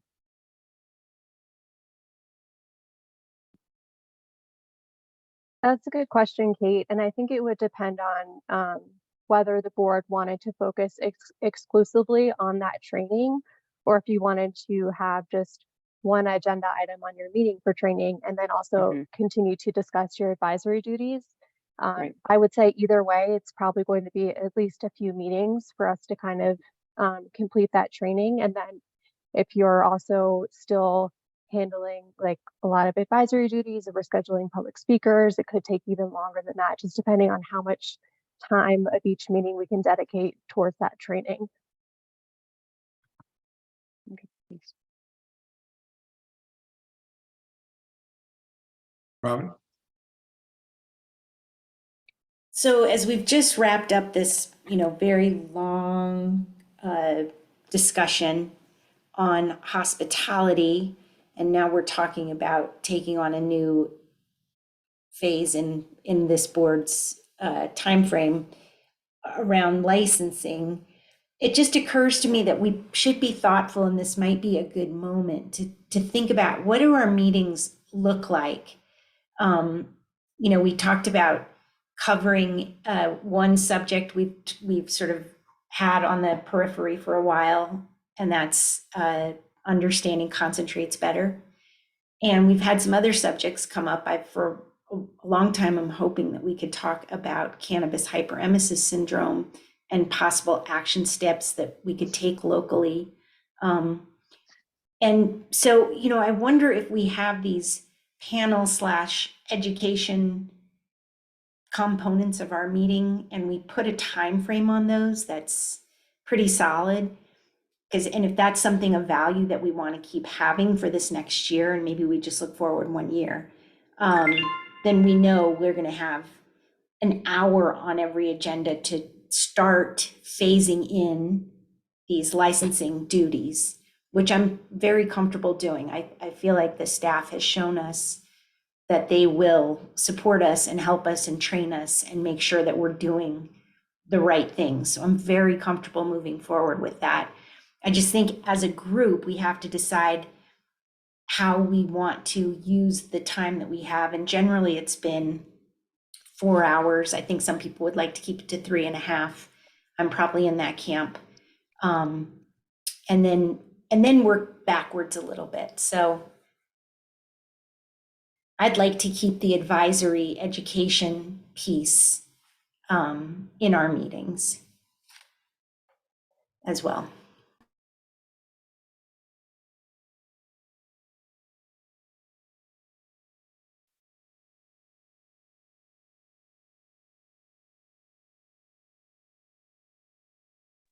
Just building on Robin's comment there, Kristen, could you just, so an application comes into your office, what was sort of that you would sort of probably do, you know, some kinds of checks, and then you would sort of, if the collaborator take up like new licenses or something like that, would that then become like an additional sort of part of our meeting packet would be everything in that application, and then in the meeting we would have these kinds of the advisory phase of the meeting and then the kind of the quasi judicial phase of the meeting. Is there, I got anything wrong with all of that, or just could you explain a little bit about that workflow, like how does an application become a license?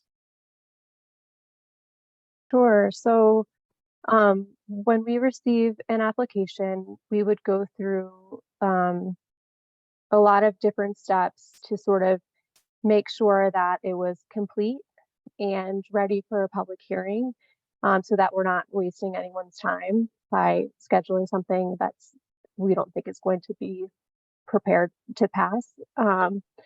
So we'd be just, going through our processes to get the application ready, make sure it's complete. There's a lot of back and forth with the applicant. And then once it's ready to go, we'd schedule the public hearing for you all to review it and make a final determination. And then once we get your approval, the way that we do it with liquor licensing is at that time, the final step is an inspection with staff, where we actually go and tour the facility and make sure that it's built the way that they said it would be, and address any issues in person, and then we would issue the license at that time. Does that answer your question?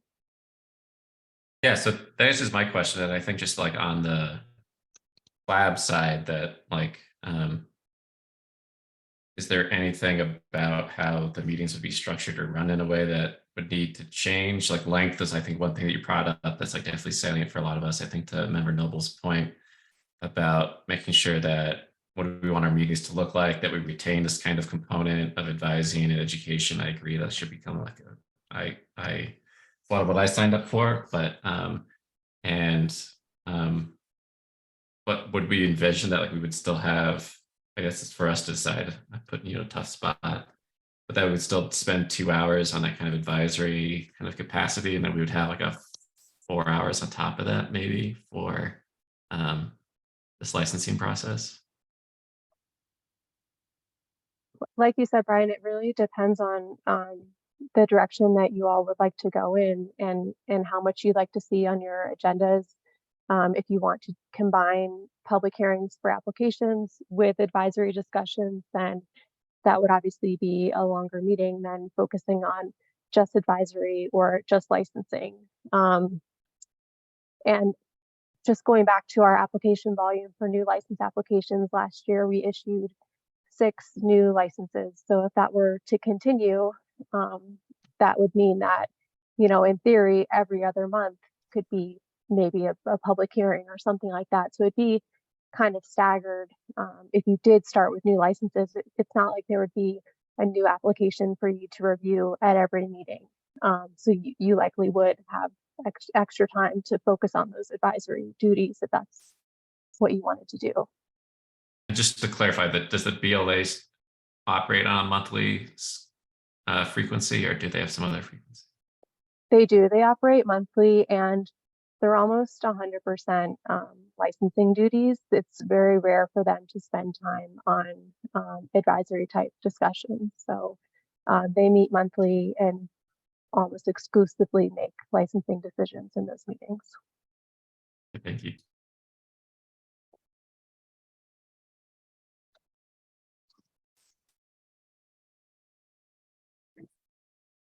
Is there a specific kind of direction staff needs from our board to proceed with even like a new training us for new applications? It would be helpful to know if there's a consensus amongst the board that that is where you want to begin with new applications. And that would kind of help us develop a training plan and a timeline for that process. Thank you.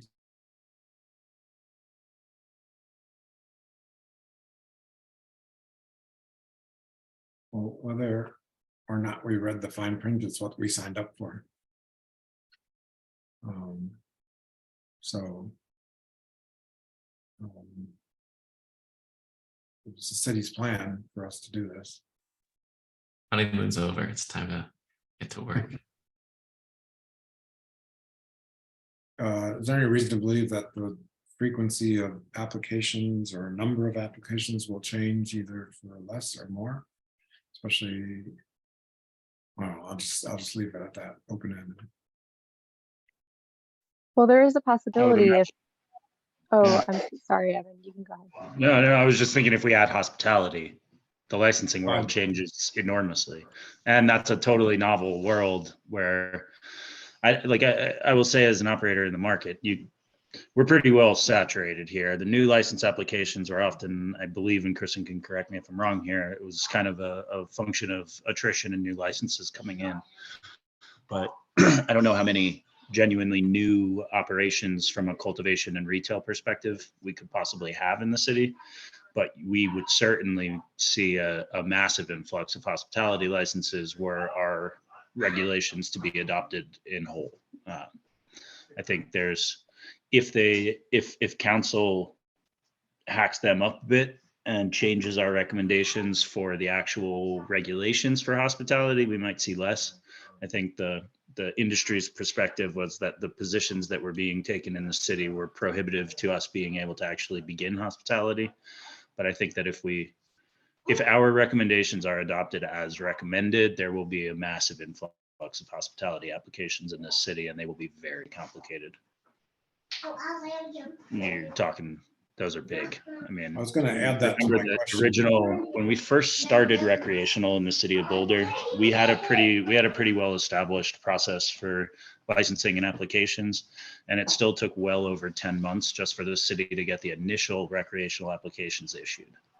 And I know that staff got buried by them because there was more than there probably would be for hospitality. In the recreational world, we're talking probably close to 100 applicants for new licenses, and most of them were really complicated conversions. But we're talking a completely new zoning class based on our recommendations. So the licensing for hospitality would be a huge undertaking. Like whether it's for staff or for us, it's a big ask.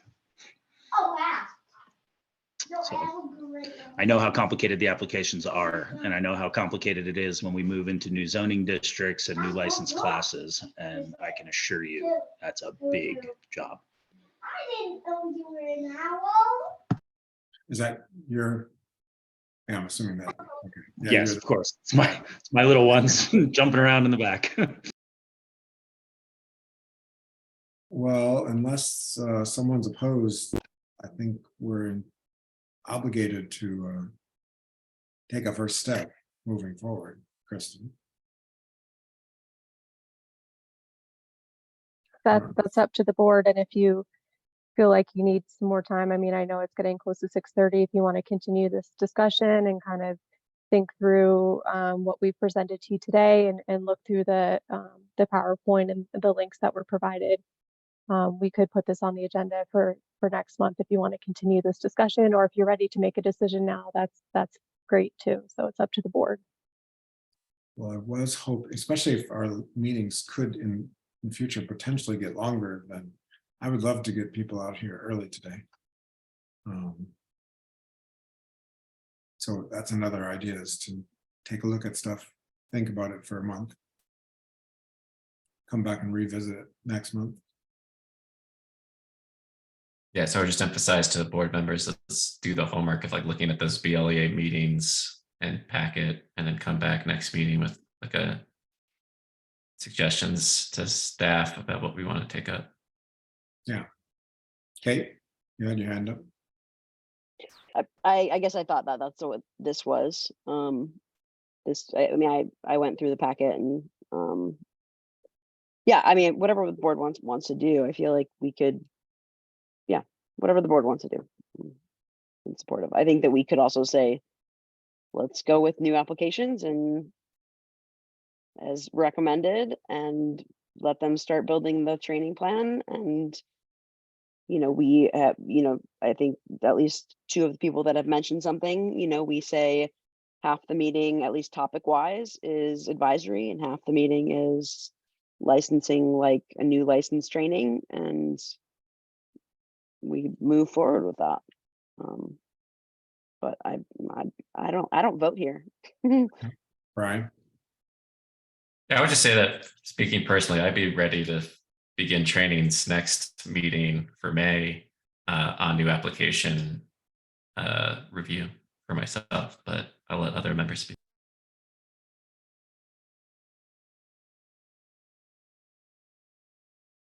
How about a thumbs up or thumb neutral? I see 2, 3, 4, 5. Okay, that's a majority. Does that count as a vote, Sandra? Sure. It's consensus and it works. Okay. All right. So training plan, Kristen's, whatever.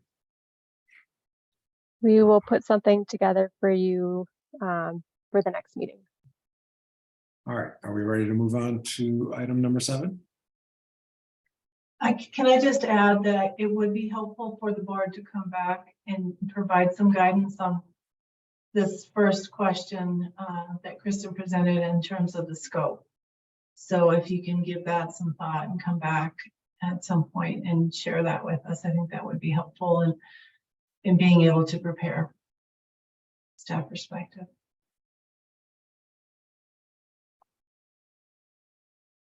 And the range would include on scope. What would you say? The range? The range of, are you talking about taking over the process eventually, or Taking over what? I'm sorry, I couldn't hear you. Be more specific. Okay. Okay. Be open-ended. Does the board want to take on the recommendation of, doing new licenses in terms of their, licensing function, or is it something else that they want to take on? I forget all the different choices that Kristen laid out. There's also another choice, which is all licenses but hospitality. If that were to pass, I mean, that's a long road ahead in terms of that even becoming an ordinance and passing. So there's just lots of different ways to look at this. Does that help? Yeah, I'm trying to find what page is the PowerPoint. Is it on? I'm looking through the reading packet. I'm not finding it. Is it? Where's it at? Starts on page 34 of the meeting packet. Oh, the meeting. Okay. That's why I'm looking in the wrong packet. And I think, Tom, we've talked a little bit about, starting with new applications, but I think what Sandra's saying is that we are talking about, what types of licenses within the city? And are we going to say all licenses like cultivation, manufacturing, retail, or are we just going to say retail, all retail new applications? And then when, if hospitality passes, then we'll do hospitality, which, obviously wouldn't be for a long time, but that's what I think she's talking about, like within that scope. I mean, I think that based on the hesitation that I feel from what the conversation has been, I feel like new applications is probably all we want to take on and just see how that feels. And so right now there's not hospitality, right? So we could say for now, we're going to take on all new license applications, or we could say just retail, whatever y'all want to do. But like, and then when hospitality passes, if it does, then we can revisit whether or not we want to do everything, or maybe we change our minds and say, now we're just going to do hospitality because of X, Y, and Z. Well, we have some time before that becomes a reality. I mean, there's Right, some, right, exactly. yeah.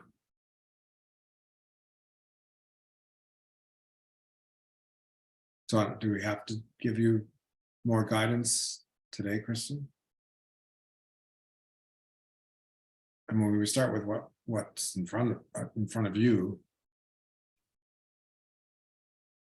and then we adapt to the situation. What I'm hearing is that there's a consensus from the board that you'd like to begin with new license applications. Is that correct?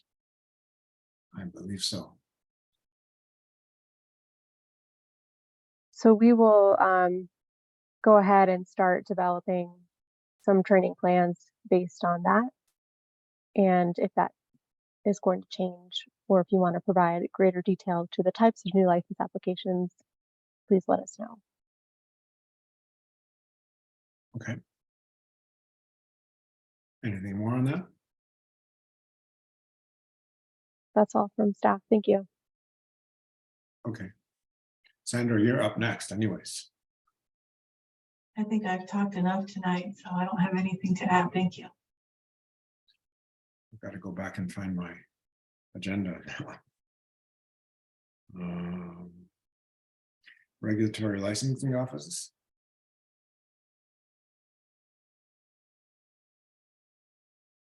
Agenda, we kind of touched on agenda topics. What else did you want to talk about for future agenda topics?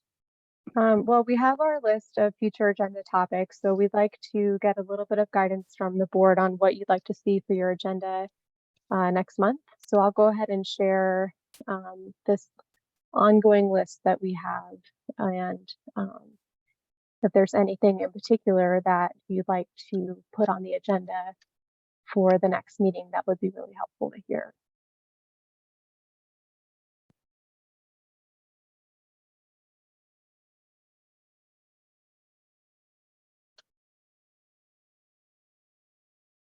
Also, if there's anything you'd like to add to this list.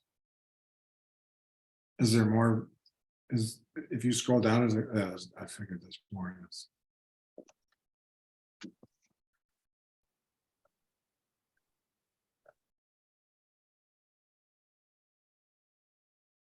Robin, you have your hand up? Yeah, Robin.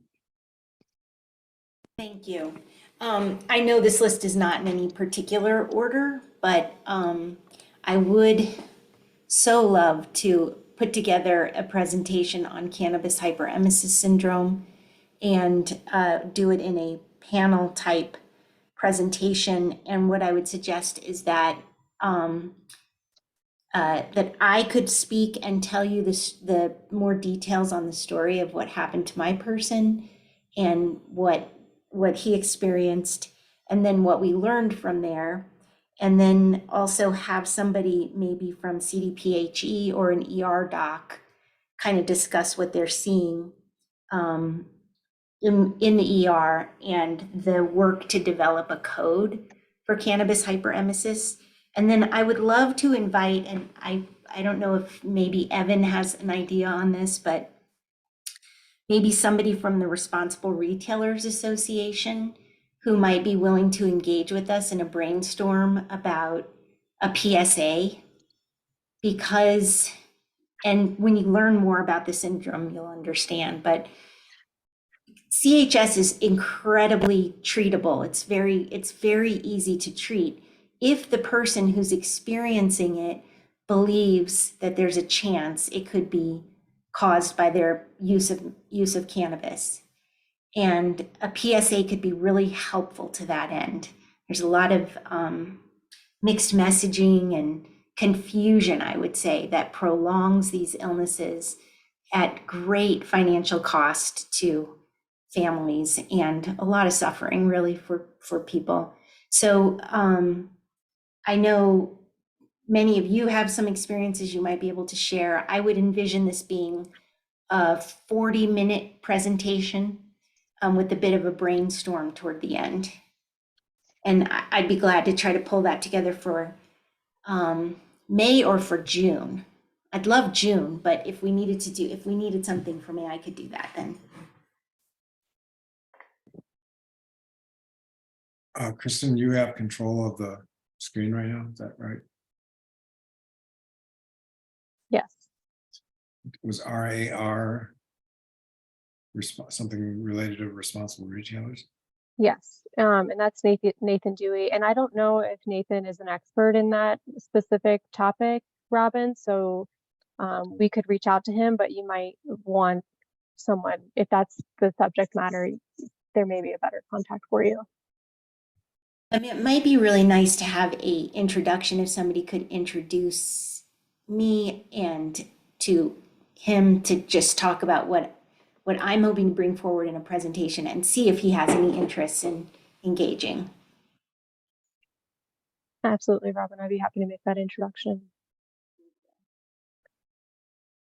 So I heard you talking about a future meeting, not next meeting.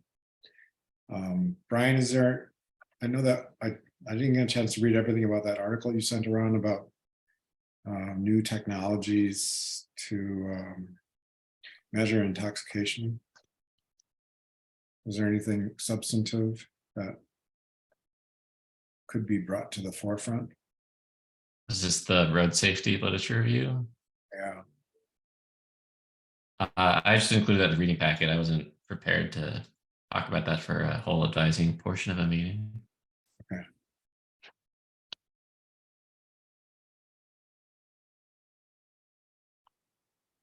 I don't see anybody's hand up. What, Allison, is there anything to be expected new from Elizabeth Crowe? I apologize. I'm trying to get Allison to be co-hosted. She can unmute herself. I don't have permissions to do that. However, she does say she's back, but not as host, so she can't unmute. She agrees with Robin's idea for presentation. However, that's the only email I have. Oh. Let's see if I can do this and then get someone to make her co-host. I'm not the host, so I can't do that. Sorry about that, Kristen. Thanks. No problem. Yeah, sorry. Just to go back, I wanted to just echo, I think Robin's idea for a presentation would be really great and helpful for the board. I know that's a conversation that a lot of folks in the community are having. I think it would be really informative to hear the personal experience and also some of the other what folks are seeing either in ERs or other medical professionals around cannabis hyperemesis. I think that's a really good idea and definitely support it. And Tom, to your question, I can't speak specifically to what Elizabeth would have to share. But there is a new cycle of the substance education and awareness grants through the city of Boulder. So if that was something that the board was interested in, I'm sure she could they do a report every year that could be provided, or perhaps somebody from that group could come and share what the current projects are and what they're working on, if that was interesting. You want to check with her? Do you interact with her? Hard to unmute these days.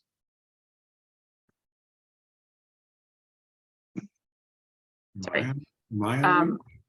I could send her an email. She works for the city of Boulder. So I don't know if that would be more, if Kristen, you'd prefer to do that, but I can definitely connect with her if that's easier. That's right, you're a county, she's city. Yeah, I'm happy to reach out to Elizabeth. If there's a consensus that we'd like to have her present at the next meeting, if she does have information to present, which think she likely would, that would be helpful to have some dates to run past her and see if she's available, if that's the direction we're going in. Okay, do you want to check it with her? Sure, so I'll check with her to see if she's available to present at the May meeting. Yeah, can you scroll down to the bottom? There was one or two more things down there. Didn't Tristan Watkins make the news in the past couple weeks for moving to a new job or something? Or I just remember seeing his name somewhere.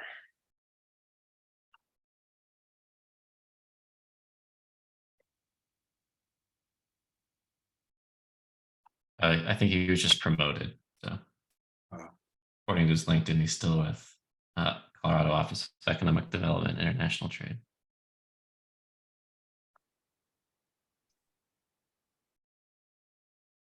Do you think he'd have anything? Does anybody know him? Just in a professional capacity, but like he had been directing the sort of the social equity initiative at the state level out of the governor's office. So if our board wanted to engage in topics around social equity, he would be one of the experts in the state on that.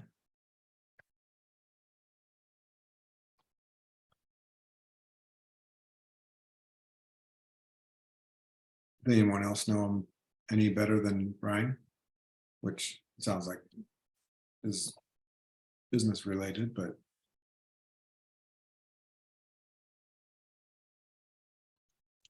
I mean, it's an ever-present topic.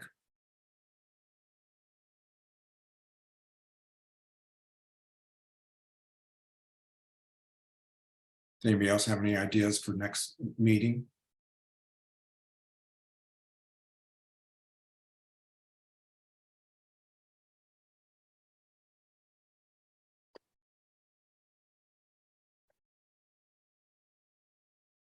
Okay.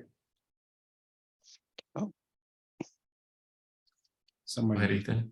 I can't see everybody right now, so okay. It was, you mentioned earlier in today's meeting, the possibility of phasing out the marijuana language in favor of cannabis. It'd be nice to revisit that at some point in the future. I don't know if it has to be the next meeting or how pressing of a subject that really is, but just out of respect for the industry and the way that affects certain cultures, provided that we are still in alignment with state regulations that do use marijuana terminology.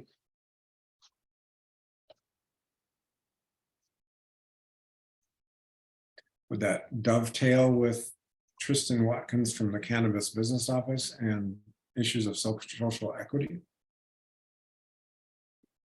That feels like an overloaded meeting to me. I definitely think we could probably spend an hour talking with staff about where does marijuana show up in the city code? What would it mean to change it? And again, like Ethan said, making sure it aligns with where it should with state code. How about if we put that on a topic list to be addressed soon, not necessarily next session? We've added it to the list. Well, it's all kind of on there, but or you just added the specifics, but the other parts were on there. All right, I'm Do you want me still hearing. Put it on the top of the list. I didn't hear any concrete suggestions for next time. Stacy? You want me to suggest something for next meeting? I don't know. No one else has come up with a concrete suggestion for next meeting yet.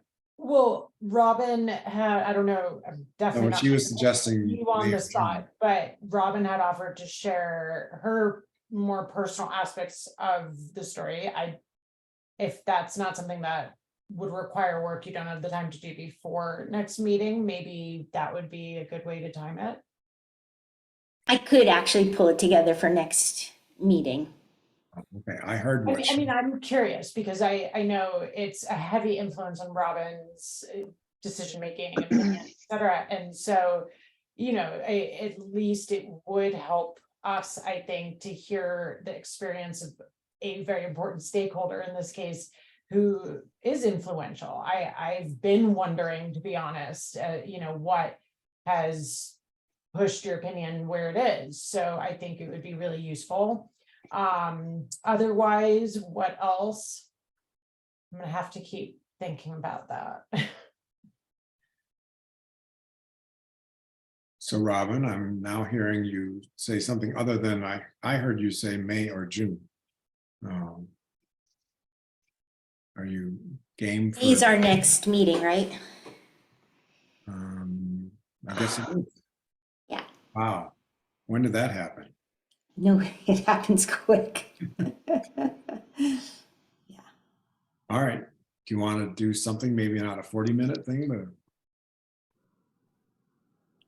Ethan? Yeah, I think just determining what other subjects we're going to tackle. We first kind of need to consider how much of the licensing training is going to cut into our time. Yeah. Don't overwhelm us. Hey. Yeah, I was going to echo that. I was going to ask Kristen how long we should reserve for that for next meeting. And, we don't always have to fill meetings if we have a short meeting, because we don't need to be pulling things. And, there's a lot of time between now and the reading packet. So, Robin, if you don't have time to pull it together, you have a couple weeks to figure out whether you do or you don't. And I wouldn't, no need to push it. I know it's been something that you've wanted to share and we've been wanting to hear, and now is the time, but don't rush it, right? Do it the way you want to, and the way you intend to. So whatever that looks like, but I think that we can, we don't have to have a full meeting every time. If we don't have it, but we do have this licensing training already. And if the C woman comes back and has, Elizabeth Crow has something, that was something that we talked about. So at that point, if we have that, if we have the C conversation, the licensing, and Robin's presentation, we're full at that point. So. Okay, I'm taking those last four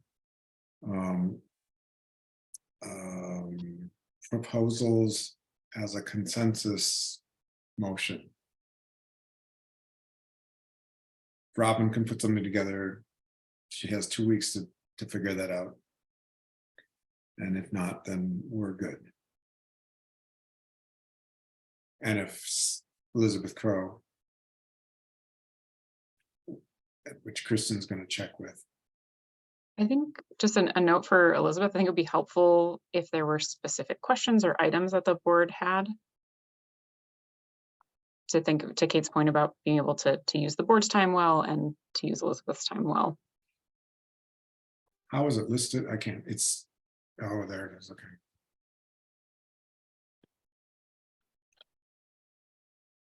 I mean, she kind of did it about a year to 2 ago.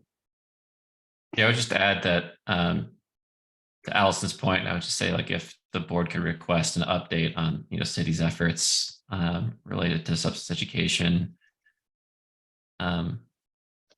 programs.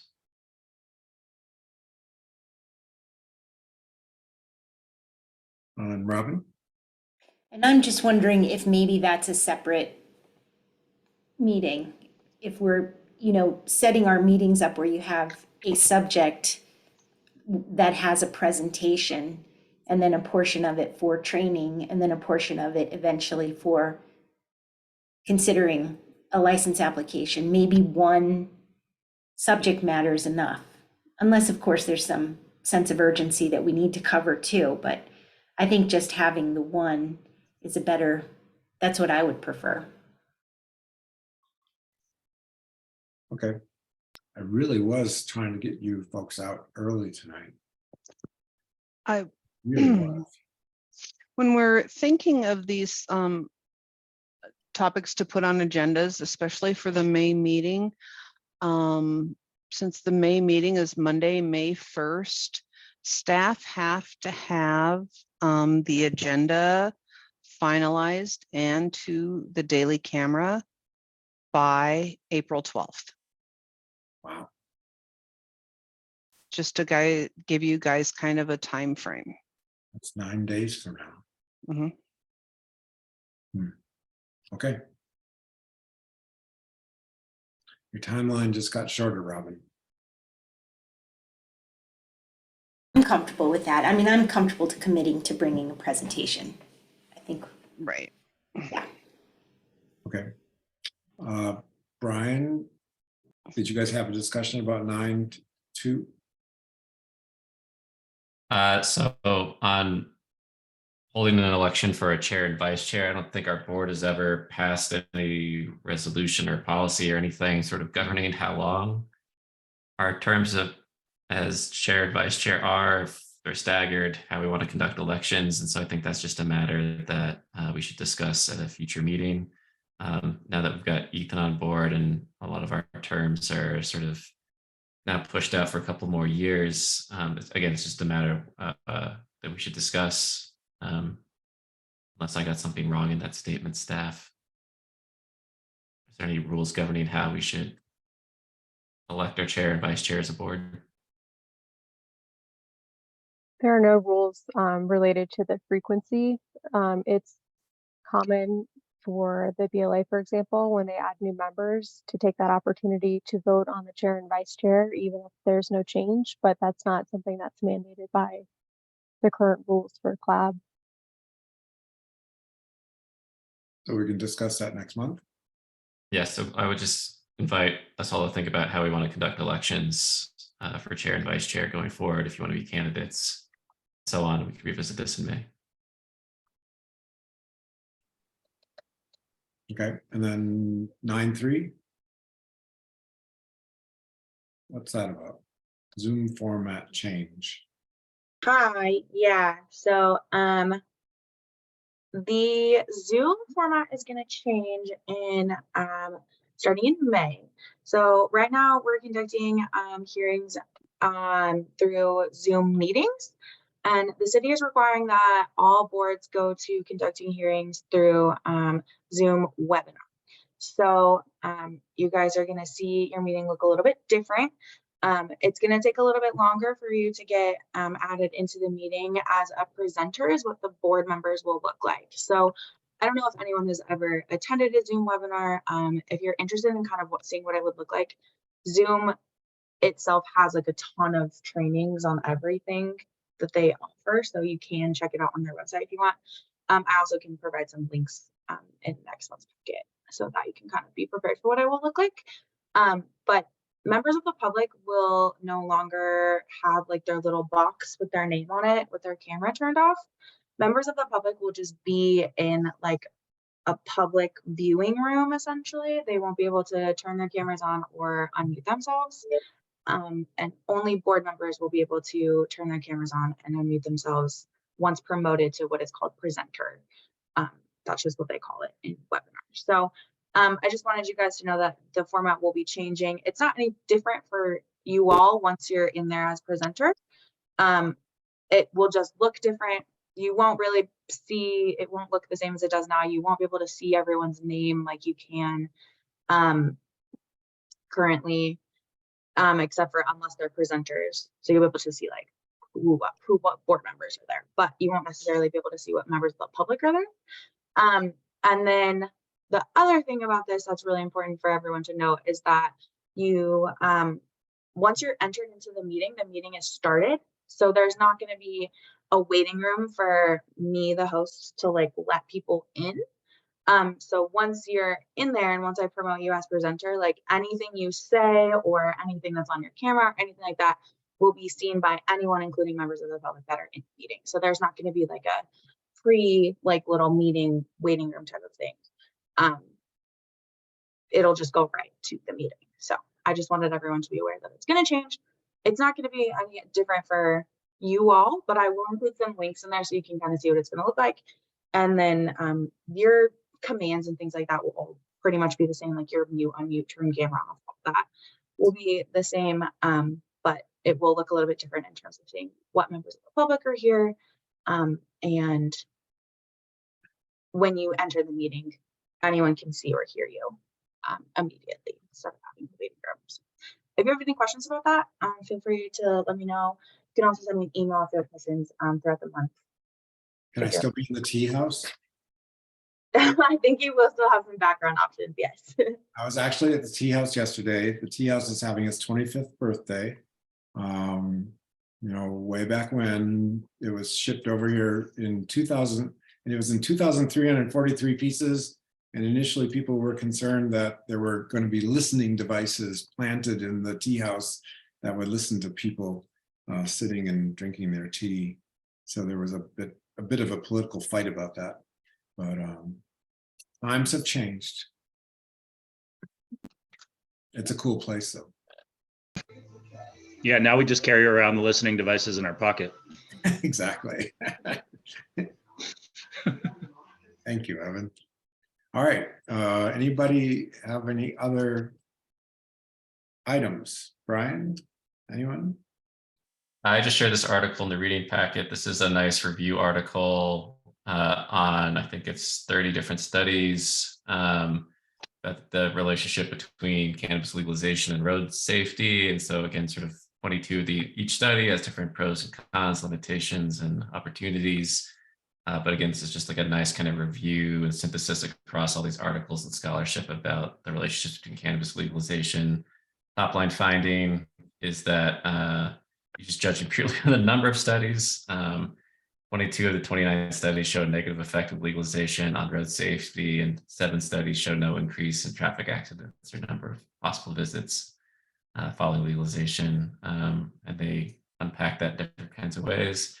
But again, I shared this. It's like a nice kind of way to sort of both synthesize the literature and sort of think about questions that we should be asking of our police and other public safety officers. Did you have any more? Did you want to bring up the other issue about the low? Right. I'd also asked staff to look into this matter of cycling frog beverages, and I believe Officer Gignac, who did a letter on this, is she still in the call? He's not here anymore, unfortunately. So there, you can, under the 2018 hemp law, you can, this company is selling beverages that contain 5 milligrams of THC, but outside of regulated marijuana businesses. And again, this is a loophole that has to do with these being classified as hemp products with less than 0.3 THC by dry weight. But this is like a matter that I wanted to just bring before the board, that there are THC infused beverages that are available outside of regulated marijuana cannabis businesses by virtue of this 2018 hemp bill loophole regulating THC by dry weight. What kind of businesses are selling them? Anybody that wants to. Really? This is a huge problem. They by accident made drinks and edibles, drinks and gummies legal. Essentially, yeah, this is a technical screw up on the federal government's part. The memo that came out from DEA basically said that we're going to enforce the CEA definition of what hemp versus cannabis is, and hemp is anything that is 0.3% by dry mass or less. And since edibles and drinks have such a large mass to them, they've created a ratio potential where you can have a product that is 10 milligrams and it weighs 330 grams or whatever the math is, and now they're legal. So, I mean, you can buy them in truck stops in Kansas and they're still THC. So it's nothing we can probably.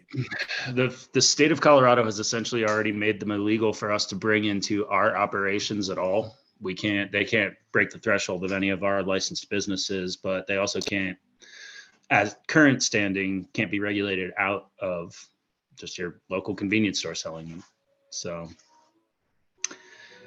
it's a problem, but it's not one that we can fix. It's basically the entire backbone of the Northeast gray market at this point is being held up by this loophole. So the federal government is very keen on it. They've issued several memos saying, hey, we might have screwed up here, but they haven't done anything to back away from it because it's going to require them to change the definition of the Controlled Substances Act. So the CSA, we haven't changed those definitions since the 70s, and we're probably not going to for this. So it's a complicated situation. Anybody else have better hearing on the outside? There's been an alarm and then something's going on outside. Yeah, Just testing the alarms. Oh, it's they simulation. tested it this morning. I don't think that was a test. They didn't say testing. It did. It says it now. They're saying it's a test. Okay. I had that thought too. Okay. Like, It did say is it test. real? Okay. Sorry. My kids just ran outside. I'm being distracted. Okay, thank you, Evan, sorry. Anybody else? Or we're after time. So I would love a motion to adjourn. A motion to adjourn. Who said that? Robin. Okay. Ryan seconds Robin's motion. Yes, and anyone opposed or abstaining? And thank you, Ethan, for joining us. And we'll see you in now they're talking again. All right, see you next month. All right. Thank you, staff. Thank you. Thanks, Steph. Thanks, everybody. Hey, you all.